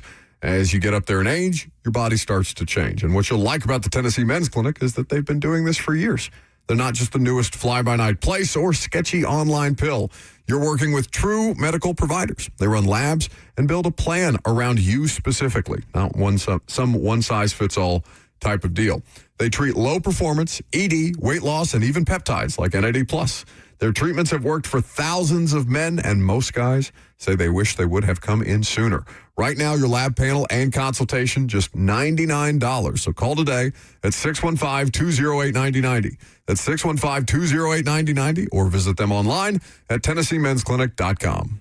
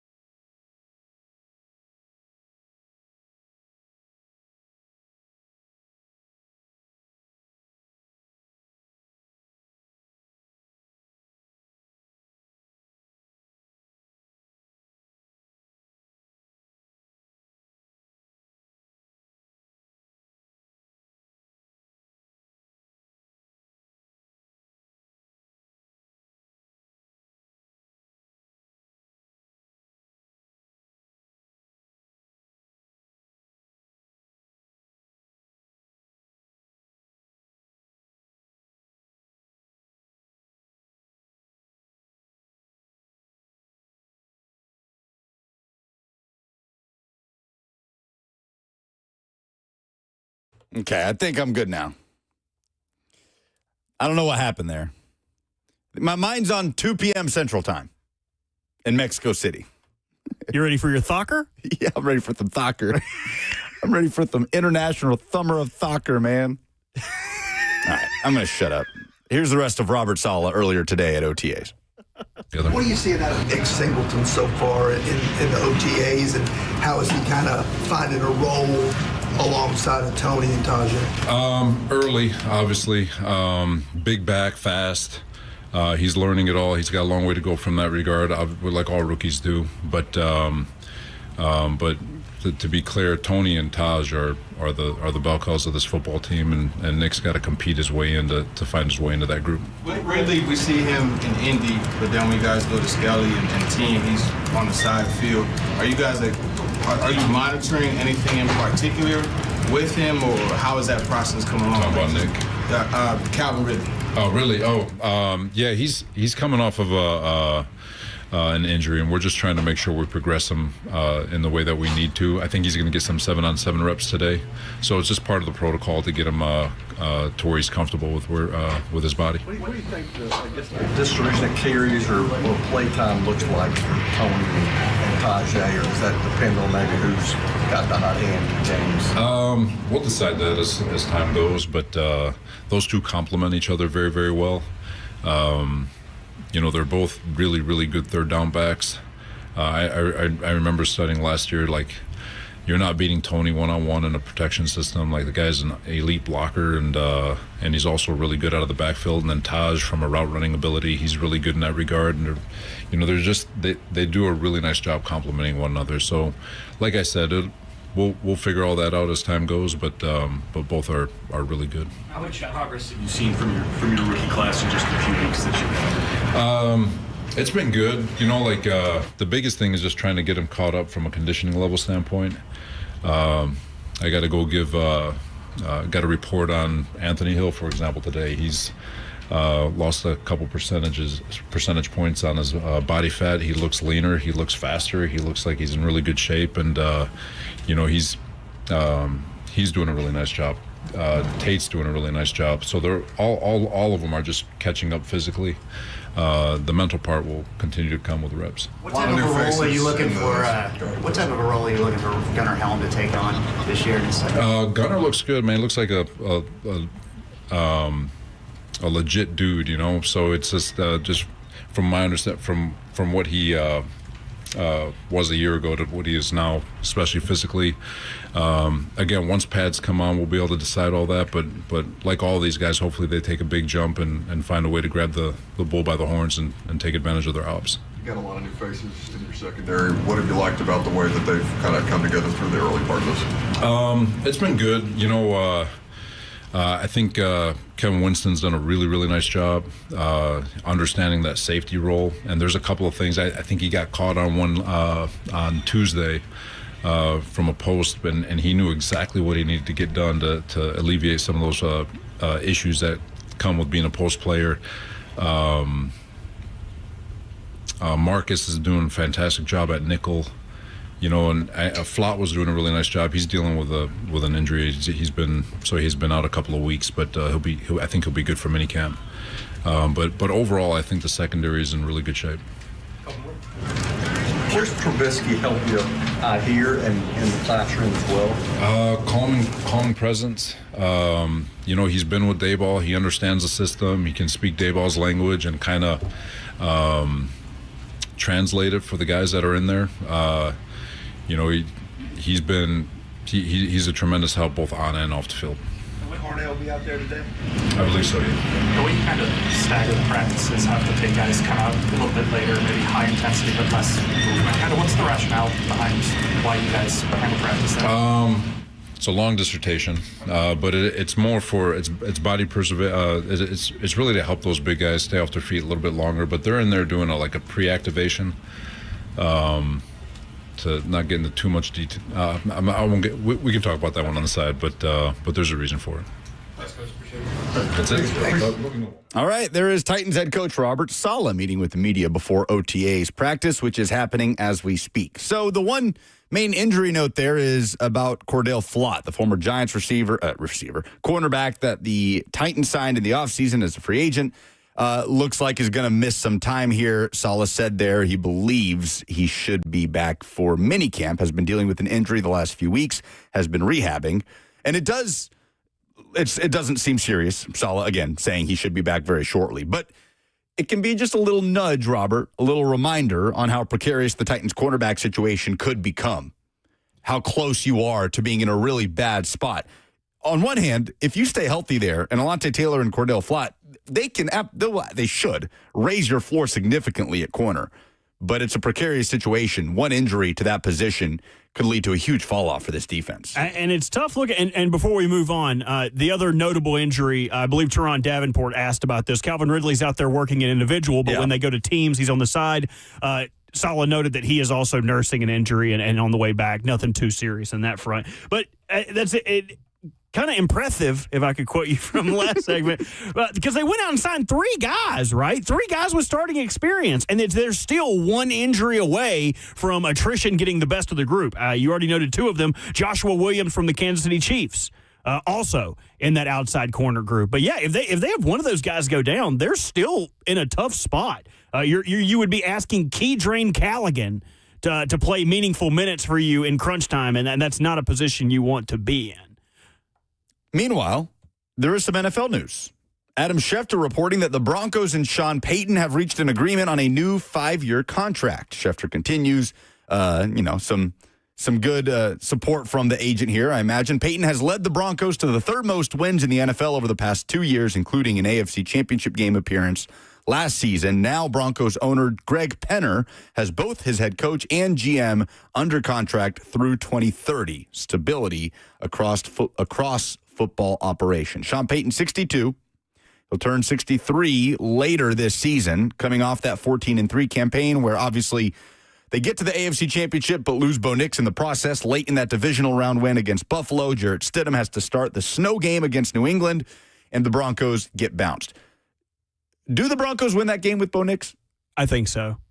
I think so. I mean, that's such a what if or what, but I think they do. I think it would be tough. As close as it was, even with Jarrett Stidham playing, it would be tough for me to not think so. Can you name the 4 NFL coaches that are older than Sean Payton? Oh, active. Yes, active coaches. Okay. Pete Carroll's out. Correct. He is the oldest head coach in NFL history at 74 years old. Yeah, 74 last year. Is Todd Monken older? Todd Monken is not older. Okay. He may be the same age, but he is not listed above Sean Payton in this list. Is Todd Bowles older? Todd Bowles is older. They are the same age, but he was born November 18th. Sean Payton born December 29th. There is someone that is 6 days his elder. Is Mike McCarthy older? He is not on the list. Okay. He is not on the list. So you said there's 4? There's one notable that I think I'm surprised you haven't named it yet. Andy Reid. Andy Reid. He is the oldest active at 68 years old. I'm an idiot. John Harbaugh? Correct. He is second. Okay. You named Todd Bowles, who was third. Give me a hint on the last one. He is brothers with John.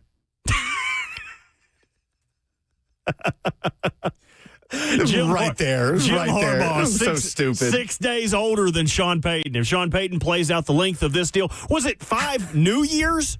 So I don't know how many years was on his existing deal. Did Schefter note if he's under contract through 2030? Okay, so if he plays the remainder of these years, he will be 60. Yeah, it is 5 new seasons. Yeah. So I can't believe of all of those, Todd Bowles is the only one I could get. Yeah, you named the hardest one to name. The least successful one.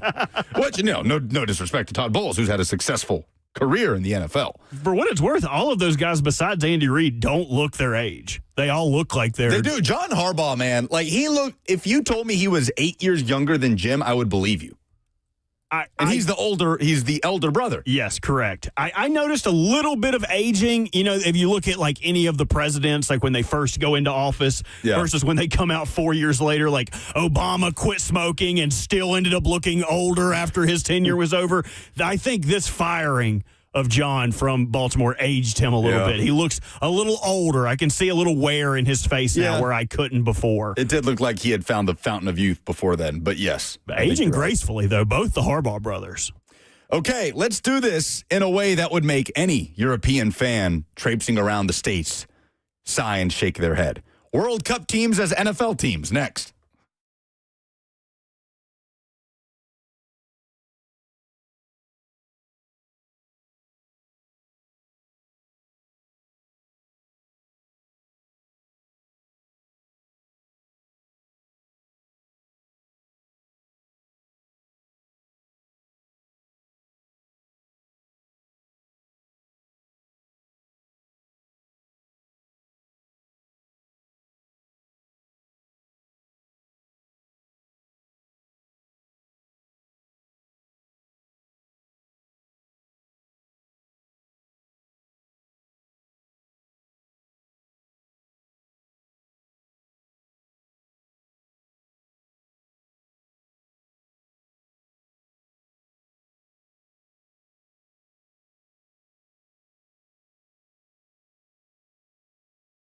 Wednesday, and then guys get a little bit of a vacation. Welcome in the install with Greg.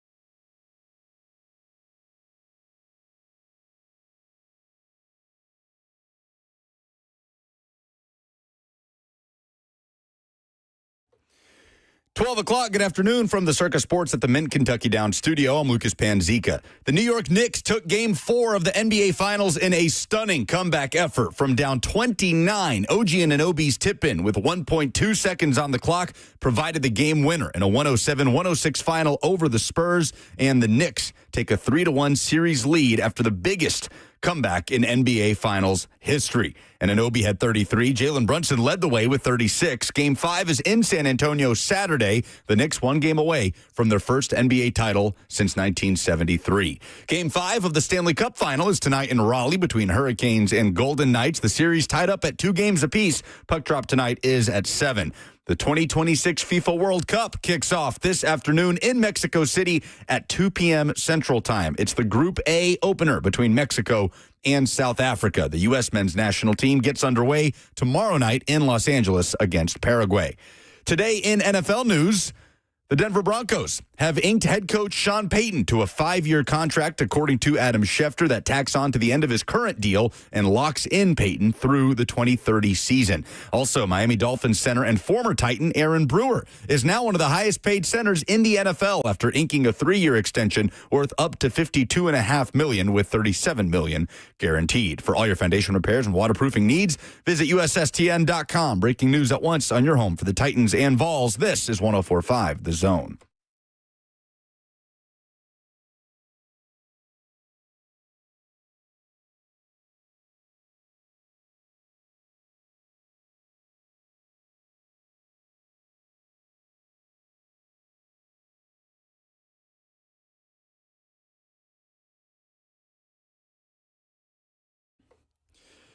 It is finally here, the moment that I certainly count down every 4 years has descended upon us in North America. The entire planet, it seems, is converging upon the United States, Canada, and Mexico as the 2026 FIFA World Cup officially kicks off in Mexico City today. Mexico hosting South Africa at 2 p.m. Later tonight, it will be South Korea and Czechia facing off. Robert's adoptive team, South Korea. Where is Czechia? They are Czechia now. They are not the Czech Republic. They told the world, you have to call us this now. As has Turkey. Turkey is Turkey. Shut up. They have. You're making that up. Look it up. Google it.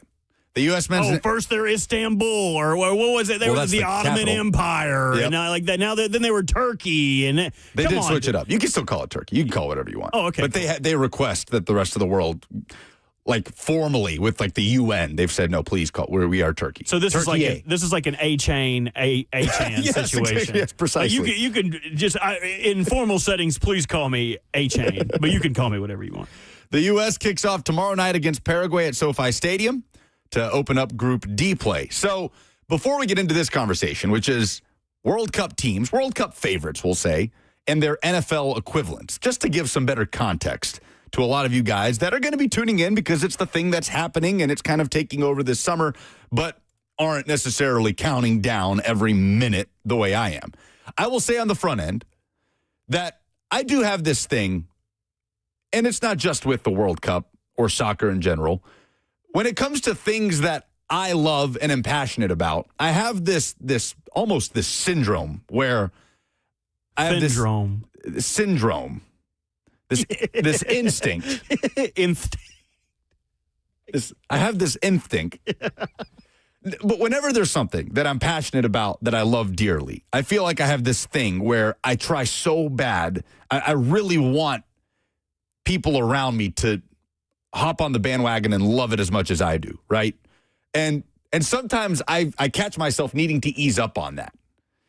And so I understand I've probably done that with this FIFA World Cup. I've probably talked this into oblivion for a lot of you that just don't care about it, and it's not even on your mind, and you're probably already tired of me talking about it before it's even kicked off. But as I sit back here and I watch the Algerian national team settle down in Lawrence, Kansas, Lamine Yamal of the Spanish national team was photographed shopping at the Fort Oglethorpe Walmart in northern Georgia earlier today. And I'm just watching all of this descend upon us. It is a reminder of why I love this thing so much. And it is this worlds colliding moment of the World Cup coming to the country that I live in. And the reality is, nobody has to watch anything.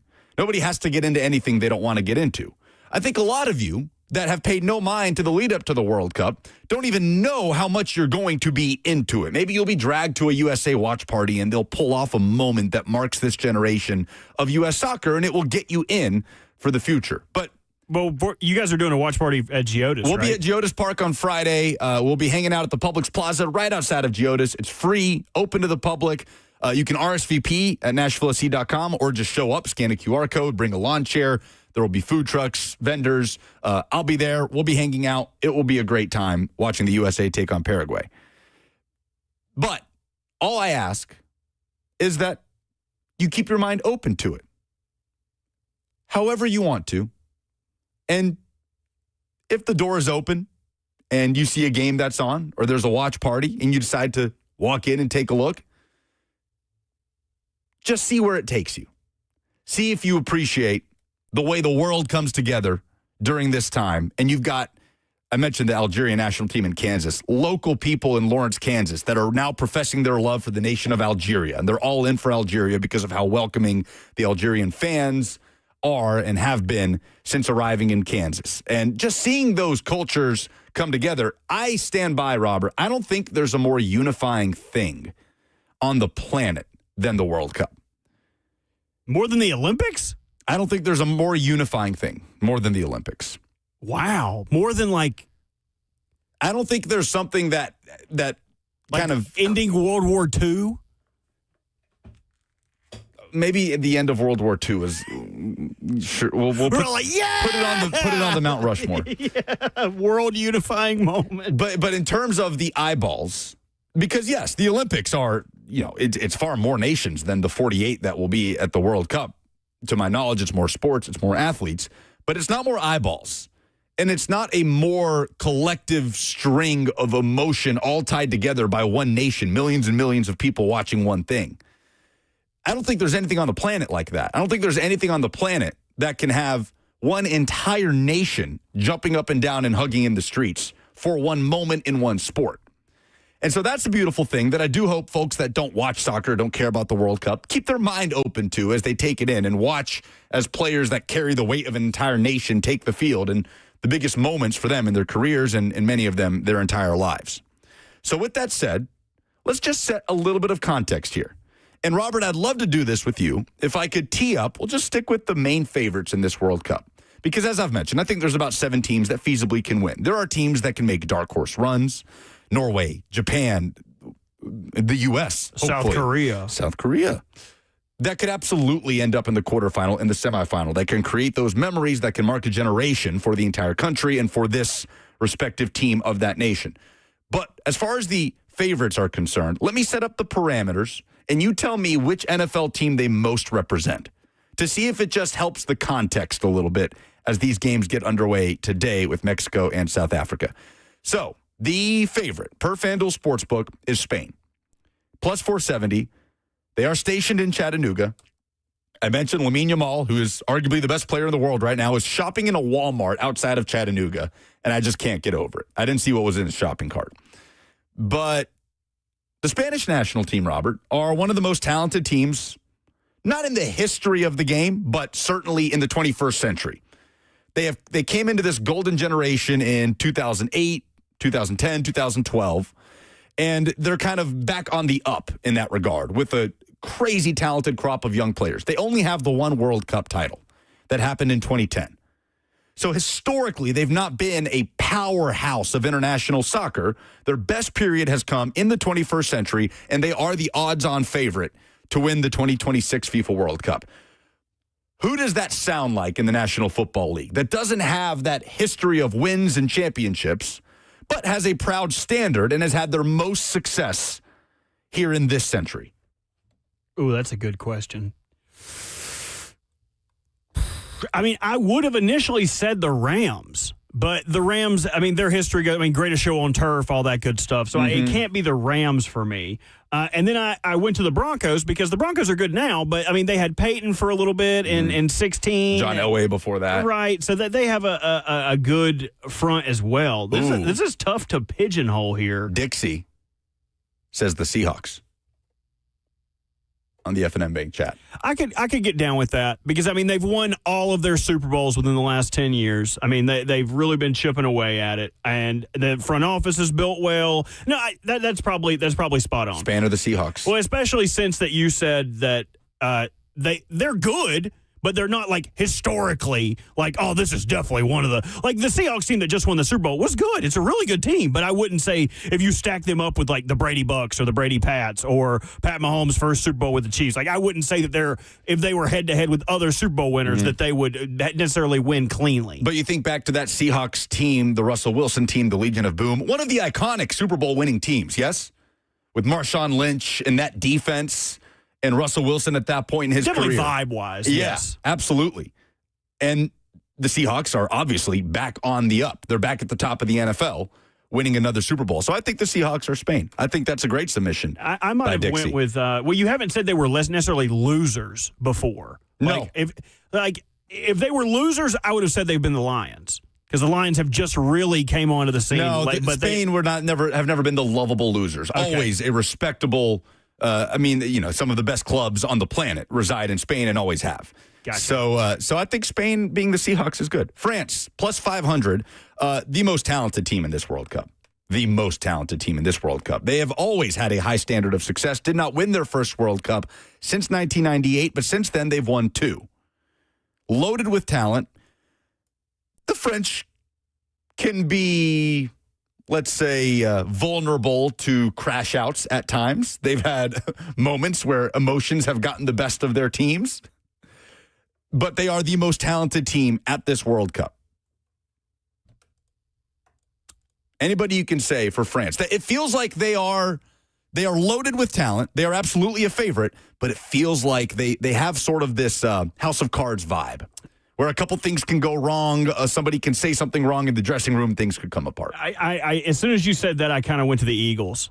Just stocked with talent, but like the smallest thing in the world could bring it down. Like the A.J. Brown, Hassan Reddick, Jalen Hurts drama, the stuff with, what the hell's their big-ass security guard? Big Dom, like all Big Dumb Dom, all that stuff going on.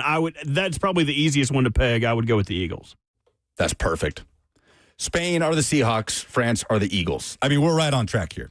I'll do England for you. They're the Dallas Cowboys. Oh, okay. So really high expectations, even though they're kind of lofty as far as goals go. They haven't won a World Cup since 1966. Oh, okay. Yeah, so they're coasting off previous accomplishments. They believe that they claim the sport, right? It's coming home. The whole thing. They claim the sport of soccer. They believe that the trophy belongs in England at some point.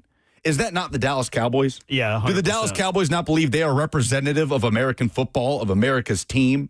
They believe football almost belongs to them, and it drives them insane that they haven't won a Super Bowl since the 90s. And there is this immense pressure to be the next one that brings the Dallas Cowboys to the mountaintop. And yet they choke. They fumble it away in, most of the time, disastrous fashion. That is the English national team to a T. This is a fun exercise. I'm having a Give good me time. another one. Give me another one. England are the third favorites, plus 700. Portugal, plus 800. Portugal at plus 800. This is your pick, by the way, This is my pick to win the World Cup. They are the one nation that have never hoisted a World Cup trophy that, in my opinion, can win the World Cup this summer. The spine of their team, they have the best midfield duo, in my opinion, on the planet, in Vitinha and Bruno Fernandes. Cristiano Ronaldo is the icon leading the charge. He could also be the thing that undoes them, in my opinion, at his age. But Portugal have never won a World Cup, Robert. This is one of the best teams they have ever put on the field, and they have an icon of the sport, one of the greatest players to ever step on a soccer field in Cristiano Ronaldo, who is way past his prime, but is not somebody that you can leave off the squad. This one's a little bit tougher. That's tough because, teams that have never won the Super Bowl, Cardinals, Lions, Texans, Brown. No, did the Browns win one? Portugal has had spurts of having big-name players and having success, but they have never, to be frank, have never come terribly close to winning a World Cup, certainly in the modern era. Okay, then I would go off the Lions because they have come close. The Texans have too, but falling on their face right at the doorstep, I would probably say they're the Texans if I had to pick one currently. Okay. I mean, because the Texans stocked with defensive talent. I mean, until the Myles Garrett trade to the Rams, you could make an argument. I mean, there would be very little pushback from anyone that that's the best defense of the sport. Mm-hmm. But I don't necessarily have a legend on the Texans to tag for them, to say like, oh yeah, it's this guy. This guy is the unheralded or past his prime legend that's really or pushing them in. Maybe that's David Montgomery. I don't know, but I wouldn't put him in the legend category. Yeah, I don't hate the Lions one either. I don't think Portugal are as lovable losers as the Lions have been, but the Lions have icons of the game. Portugal does as well, despite that lack of top-end success that the Lions have not had. If Myles Garrett was still on the Browns, then I could say, he's still not past his prime, though. There's not a real one-for-one in this case. But I like Lions. I like that Lions. And what was the other team you said? Maybe Texans. maybe like a Buccaneer. Oh, the Buccaneers won it. They did. That doesn't count. Brazil at plus 850. They barely cracked the top 5 in the best odds to win the World Cup.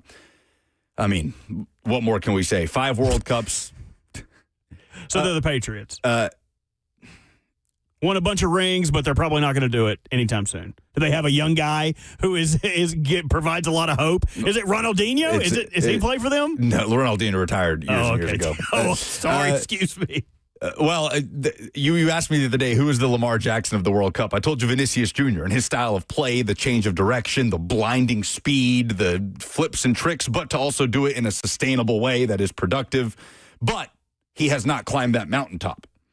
That's Vinicius Jr. of Brazil, but I wouldn't call Brazil the Ravens. Brazil have won 5 World Cups, more than any other nation. We'll put it this way. England created the sport. Brazil perfected it, right? There's been no more aesthetically pleasing team over the generations than the Brazilian national team. They're the only team to have qualified for every single World Cup, but they are on a 24-year drought. It has been since 2002. Which they're in Brazil, the Steelers. They are the Steelers. I was trying to get you there. Yeah, they're the Steelers. They're the Pittsburgh Steelers. Yeah, I hate to tell you this, but I hate Brazil now. I know. So. I know. The Lamar Jackson of the World Cup plays for the Pittsburgh Steelers of the World Cup. Woof. More titles than anybody else. I was going to ask you their style of play. Like, is it slow and trudging and methodical and beat you down? Like, if that was the case, I was ringer on for the Steelers. Well, that's the thing. Historically, the best Brazilian teams have been full of flair. They play around teams. They play through teams. They almost...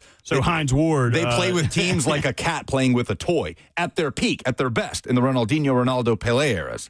This Brazil team is going to be much more pragmatic, much more counterattacking, defensive solidity, and hit teams on the break. Take advantage of that space to put players like Vinicius Jr., the Lamar Jackson of this World Cup, in position to shred teams in transition. So a bit more of a conservative approach and more of a foundation than they've had in the past, and what's been a disappointing 24-year era where they've had obviously big star names and they've been at every World Cup, but ultimately have come up short. And for Brazil, anything less than winning the World Cup is coming up short. They're the Pittsburgh Steelers. Do you have one more in you? Argentina, plus 1,000. Certainly two of the 3 greatest players to ever play soccer, Diego Maradona and Lionel Messi, out of Argentina. They have 3 World Cup titles. Are both those guys offensive or defensive players? Attacking midfielders. Okay. Yeah. They have a World Cup in the 70s and the 80s, and of course in 2022 when Messi got his. One of the greatest soccer nations on the planet that have produced some of the best players on the planet. They haven't won more than everybody else, but they have an elite soccer culture and tradition. Packers. The Packers.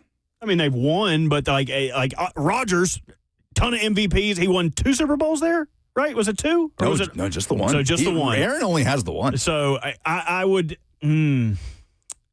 But I think you're onto something there with the passing of the baton. Well, and like the culture of Packers, like cheeseheads, like they'll go over there and shovel the snow off it for free tickets. Like when you started talking about that, and have a good history of having great players, but like fall flat on their face before they get to the finish line. I like it. Let's see. Bustin' Diamond says Argentina are the Buccaneers, the Tom Brady Buccaneers. Okay, I could see that too. There's not enough of an iconic history in Tampa for me there's too much of an iconic history in Argentina to put it next to Tampa. So I think Green Bay. Okay, so either the Broncos or Green Bay. But I wouldn't say the Broncos have, even though, I mean, it's Elway, maybe you could have an argument. I would still say the culture. I think the Packers, when you consider the Bart Starr and then skipping a few generations and then getting to Brett Favre / Aaron Rodgers. Well, and then like the defensive history too, like Ray Nitschke, like all those guys. But the star man, though, the person that is the face of the franchise, it went from Bart Starr and then skipped all the way over to Brett Favre, Aaron Rodgers. Diego Maradona, and then it took until Lionel Messi in the 21st century to grab that baton again and bring Argentina back to glory. I think you're onto that. I think the Packers are Argentina. Let's do one more here. And I know it's so fun. It is fun. This is a layup. The Netherlands, Robert. They are plus 1,600 to win the World Cup. They are the perennial runner-ups. Iconic soccer nation. Oh, the Bills? They're the Bills.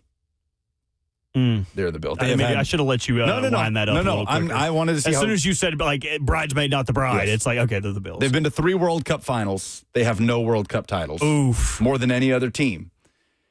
Fans, unbelievable. You should see the wave of orange descending upon Kansas City right now. It's one of the most electric fan bases on the planet. They just take over. I mean, they're just spilling out of the streets, all in orange, all moving in unison. They are the Bills. I'm going to shoehorn one more in. Germany. Yeah, come on, keep giving them to me. Let's go through the whole World Cup. Plus 1,300. They have won 4 World Cup titles. It's tied for second most behind Brazil. How recently? As recently as 2014. Okay.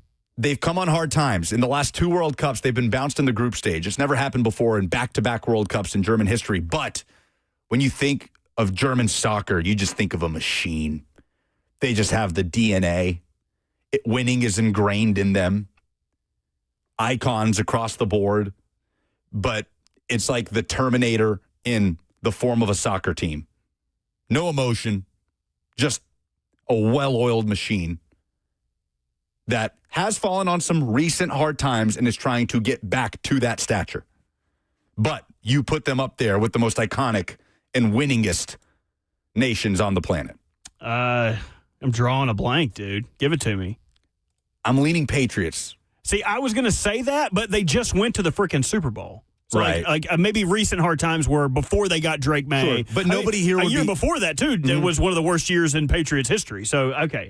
Nobody here would be shocked if Germany ends up in the World Cup final. Okay. I'd be slightly surprised, but I wouldn't be shocked because it's Germany. Because they have that DNA. It's just who they are. I could see that. I think we've done it. I think we've unlocked how to make this fun for you. We've cracked it. I'm happy. I couldn't be happier about it. See, now, if you just tell me, hey, the Patriots and the Rams are playing, I can be like, okay, sick. Okay, yeah, sick. Well, it brings us full circle coming up in less than 2 hours. Oh, yeah, okay. Mexico, South Africa. Here's your Browns Cardinals, baby. Let's go. Yes. I'm down with it. Oh, we didn't play our song for Mexico. We can play it a little. I'll play it before polls. Yeah, play it before polls. Just can't wait to take this in with you guys at whatever level you want to take it in. Hope you'll join us for the ride. Again, we're going to be out at Geodis Park. I'll be up there. I'm emceeing the event for Nashville Soccer Club. It's going to be a great time. It's free to the public. Bring your lawn chairs. Watch the game with hundreds and hundreds of Nashville soccer fans. And let's hope the U.S. gives us some moments to rally around this summer. I just can't wait. Buck sat down with Greg Cosell earlier this morning. We will play you the full episode of The Install coming up next.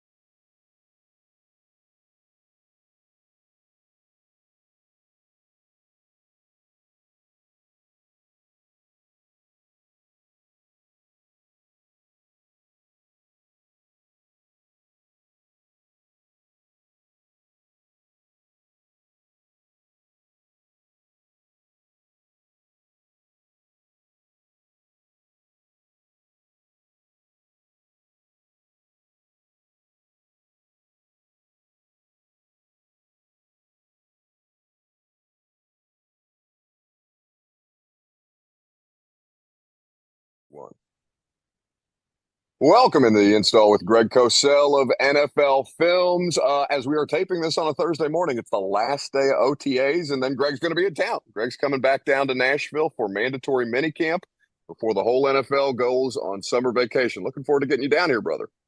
Yeah, looking forward to coming down next week. I guess 2 final days, Tuesday and Wednesday, and then guys get a little bit of a vacation.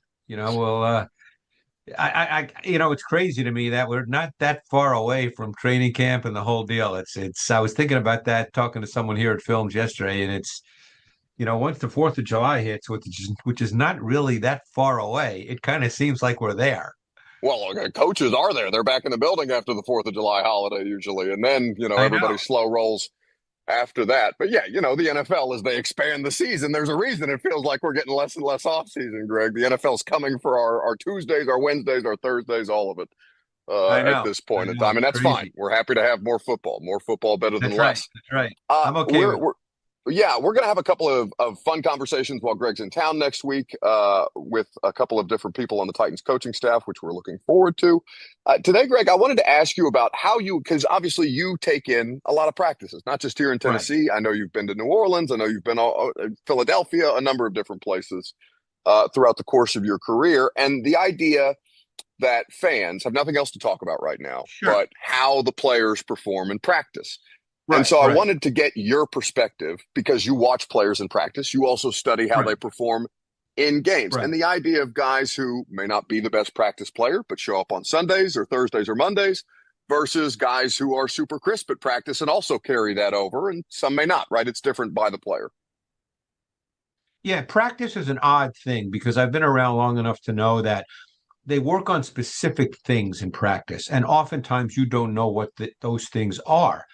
For instance, I'll give you an example. I remember being at training camp last year, and I remember there was one day where Denard Wilson, who's obviously not there anymore, but he wanted to practice a lot of his blitz packages. And, so what he does is he works together with the OC, and they, was Nick Holtz was there, Bo Hardegree was there, obviously Brian Callahan was there.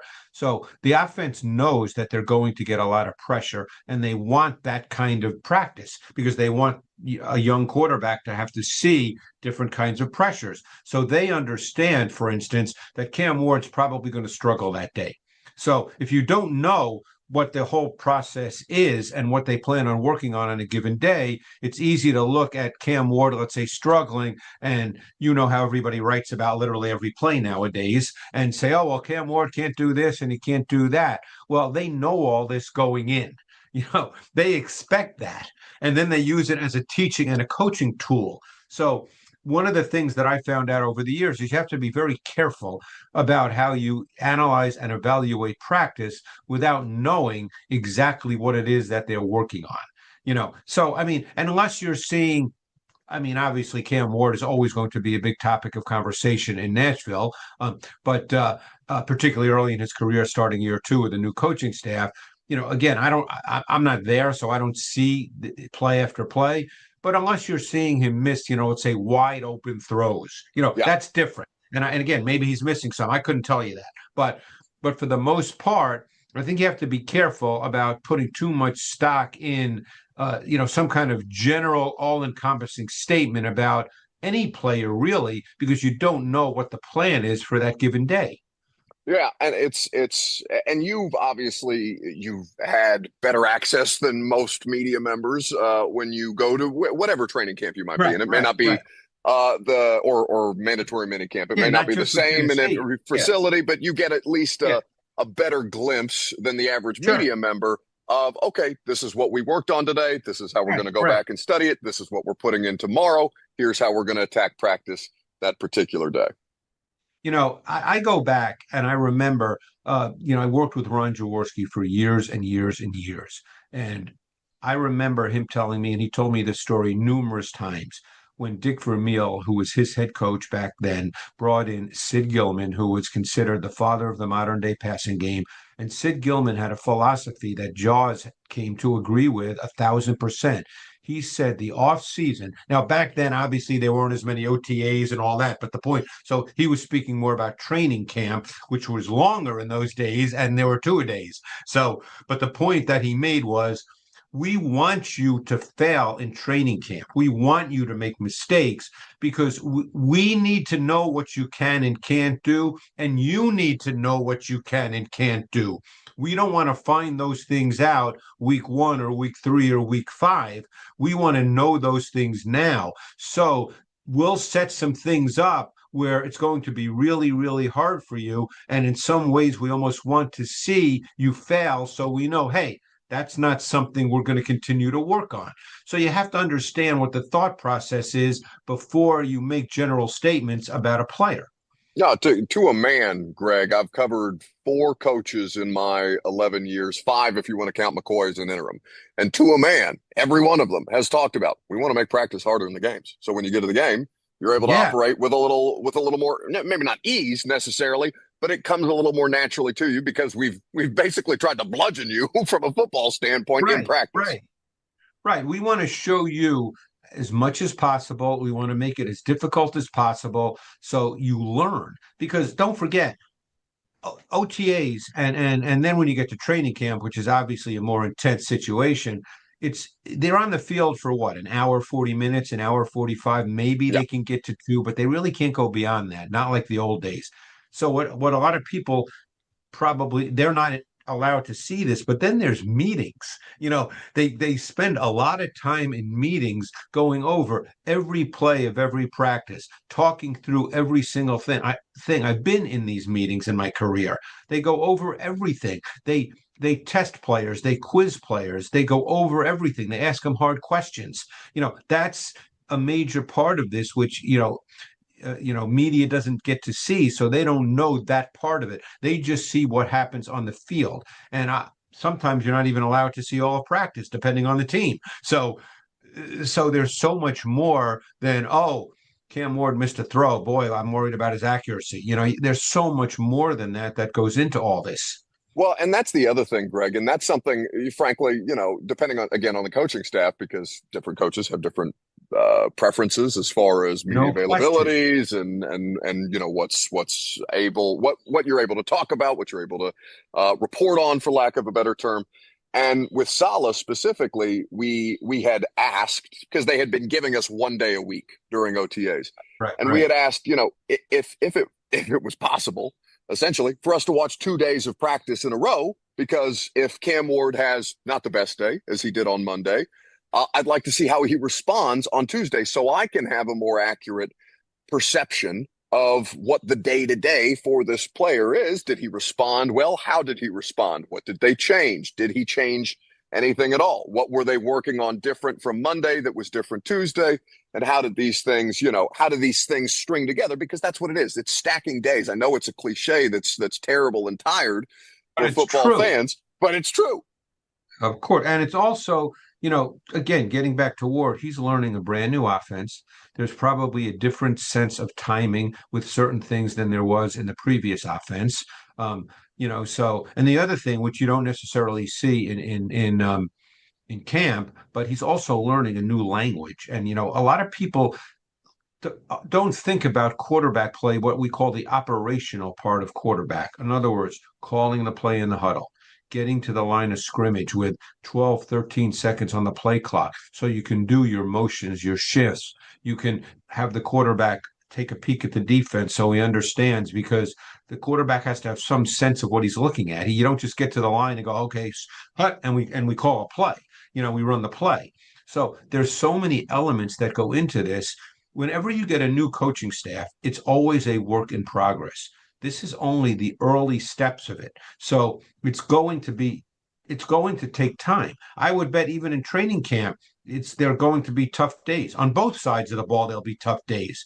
And, it's becomes very easy to generalize and say, oh, man, Saleh's defense, I don't know about Anthony Hill, man. He looked lost in zone coverage. Well, yeah, probably at times he will, because you know what? He's probably never been asked to play zone coverage exactly the way Saleh is going to ask him to play it.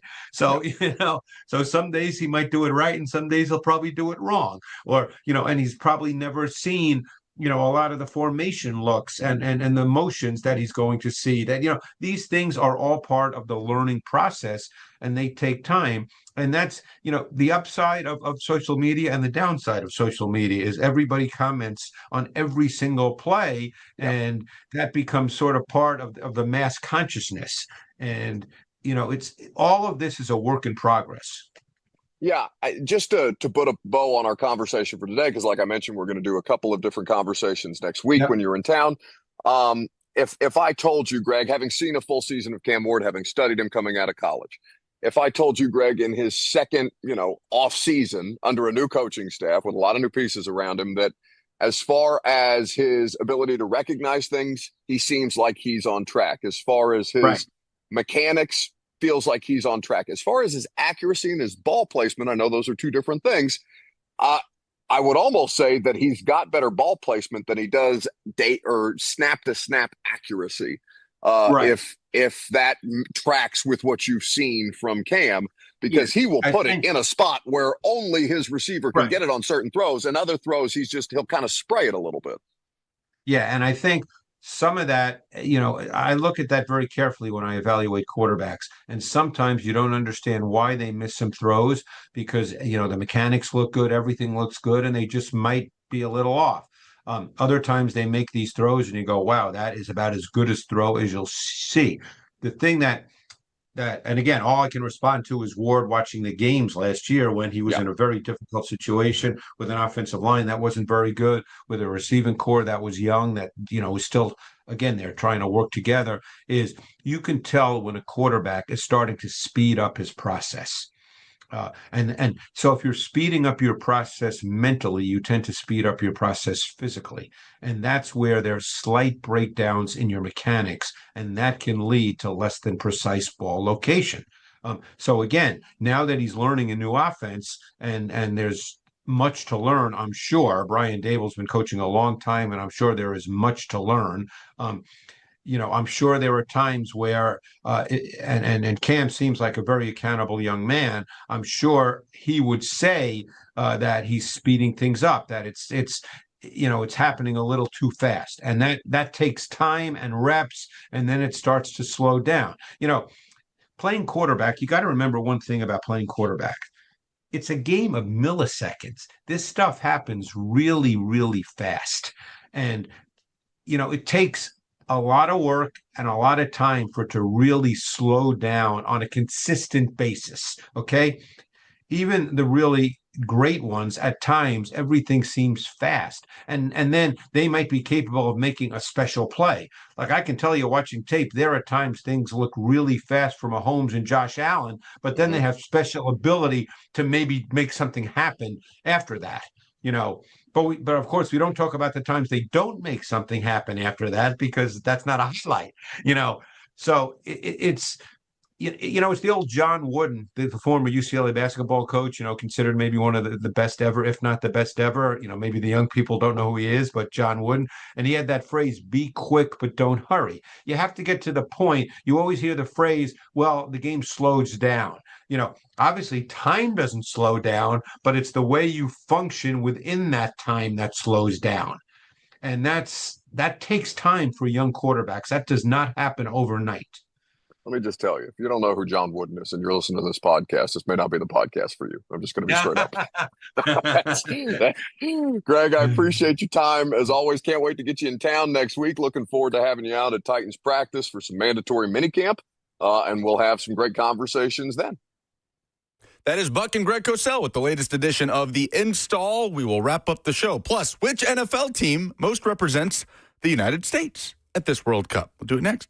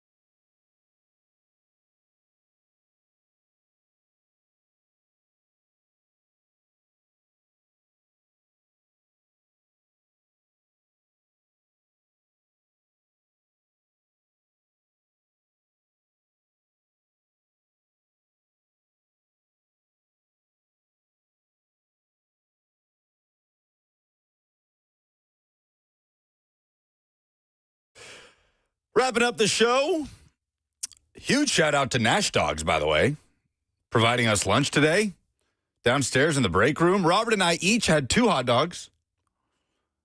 The banana pudding, phenomenal. The hot dogs, very beefy. Not like those flimsy, toothpick looking. wimpy. No, it's a dog. It was a thick dog. It's a real dog. Yeah, it wouldn't be like a Chihuahua. That would be it was like a St. Bernard hot dog. No, huge thanks to them for providing lunch today. Michael Spencer, the owner of Nash Dogs, huge Nashville sports fan like you guys. It was great to meet him the other day. Check them out, nashdogs.com, and swing by because, this place on Old Hickory, by the way, Robinson Road in Old Hickory, they have a brick and mortar. They also have a food truck, and you can also go online at nashdogs.com. So you went with what? I went with traditional chili cheese dog for my first one, and that's another thing I've got to give them props on is they brought the accoutrement down there, like everything you could think of: chili, cheese, mustard, ketchup, mayo, jalapenos, onions, pickles. They brought anything you could want on a dog. So my first was a original OG chili cheese dog with some onions. I love me some raw onions. Second one was my spin on a Chicago dog. Just drag it through the garden, So what, like relish, pickle? Relish, pickle, threw some onions on there. That's a good dog. You can't get a full Chicago dog with Nash Dogs, by the way, which is my personal favorite kind of hot dog. But check them out on Instagram, too, at Nash Dogs, D-O-G-S. Great stuff. Let's love a good hot dog. Yeah, tell everybody what your New Year's resolution was. To eat more hot dogs. To eat more dogs. Yeah. How many did you eat? I've had 2. I also had 2. I felt like I was being like a little gorgy with it. It's like, okay, 2 dogs, you're kind of pushing it. And then Joseph Bonanno was right behind us. No, you got He was packing Survival 2 dogs up, too. Yeah. And when they look that good, there's one thing I ain't never going to turn down. Maybe 2 things. A good hot dog and Cheyenne. I ain't never going to turn it down, honey. Those 2 hot dogs could keep Joseph fed for a week, I feel like. The banana pudding down there, also phenomenal. So check them out, nashdogs.com. We will be out at Circus Sports, the Mid-Kentucky Downs, tomorrow up in Franklin, Kentucky. So hope you guys will come see us. Phenomenal spot to go watch all the soccer this summer, the NBA Finals, the Stanley Cup final action, true Vegas-style sports book with big screens, wall-to-wall, great food. Play the slots, come hang out. It's a short drive up 65, easy to get to. Hope you guys will come see us. We'll be in the little studio there next to the sports book, but come say hey at Mid-Kentucky Downs Circus Sportsbook. Can't wait. We were egregious in our segment of comparing World Cup squads to NFL teams, and we skipped out on the U.S. men's national team. It's a fitting way to wrap up the show, fueled by Hattie B's Hot Chicken. What NFL team is the United States, Robert?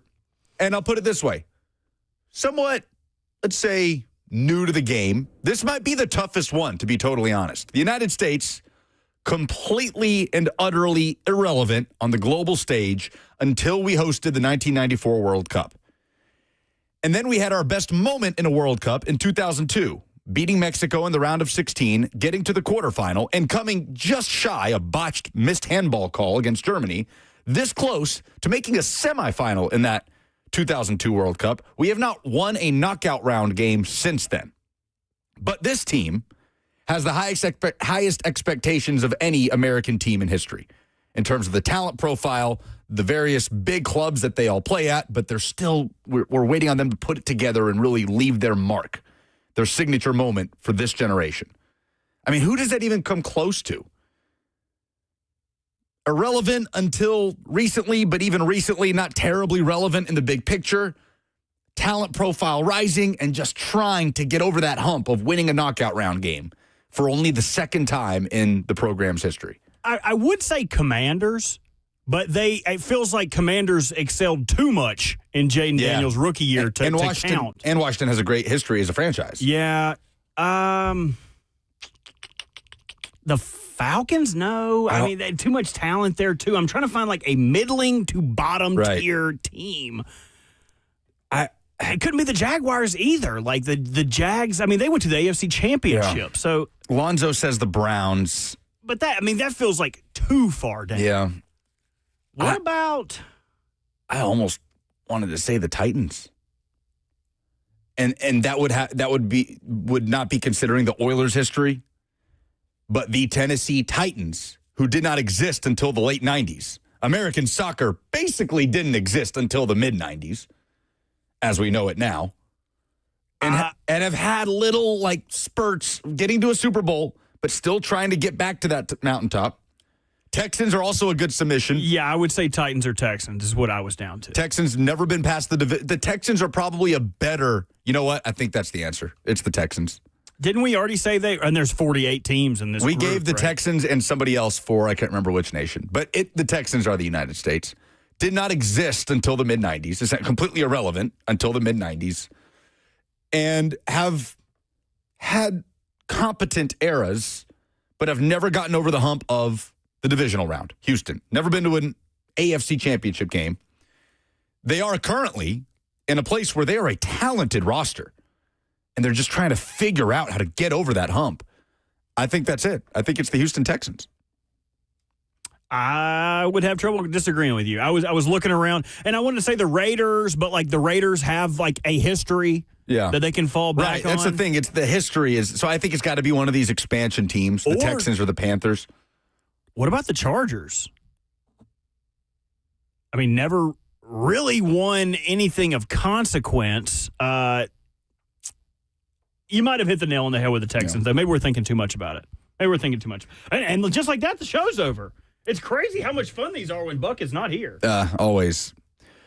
Can't wait. I'm going to go home and watch Mexico, South Africa. We're going to be at Circus Sports at the Mint Kentucky Downs in Franklin tomorrow. Hope you guys join us. Cover 2 is next.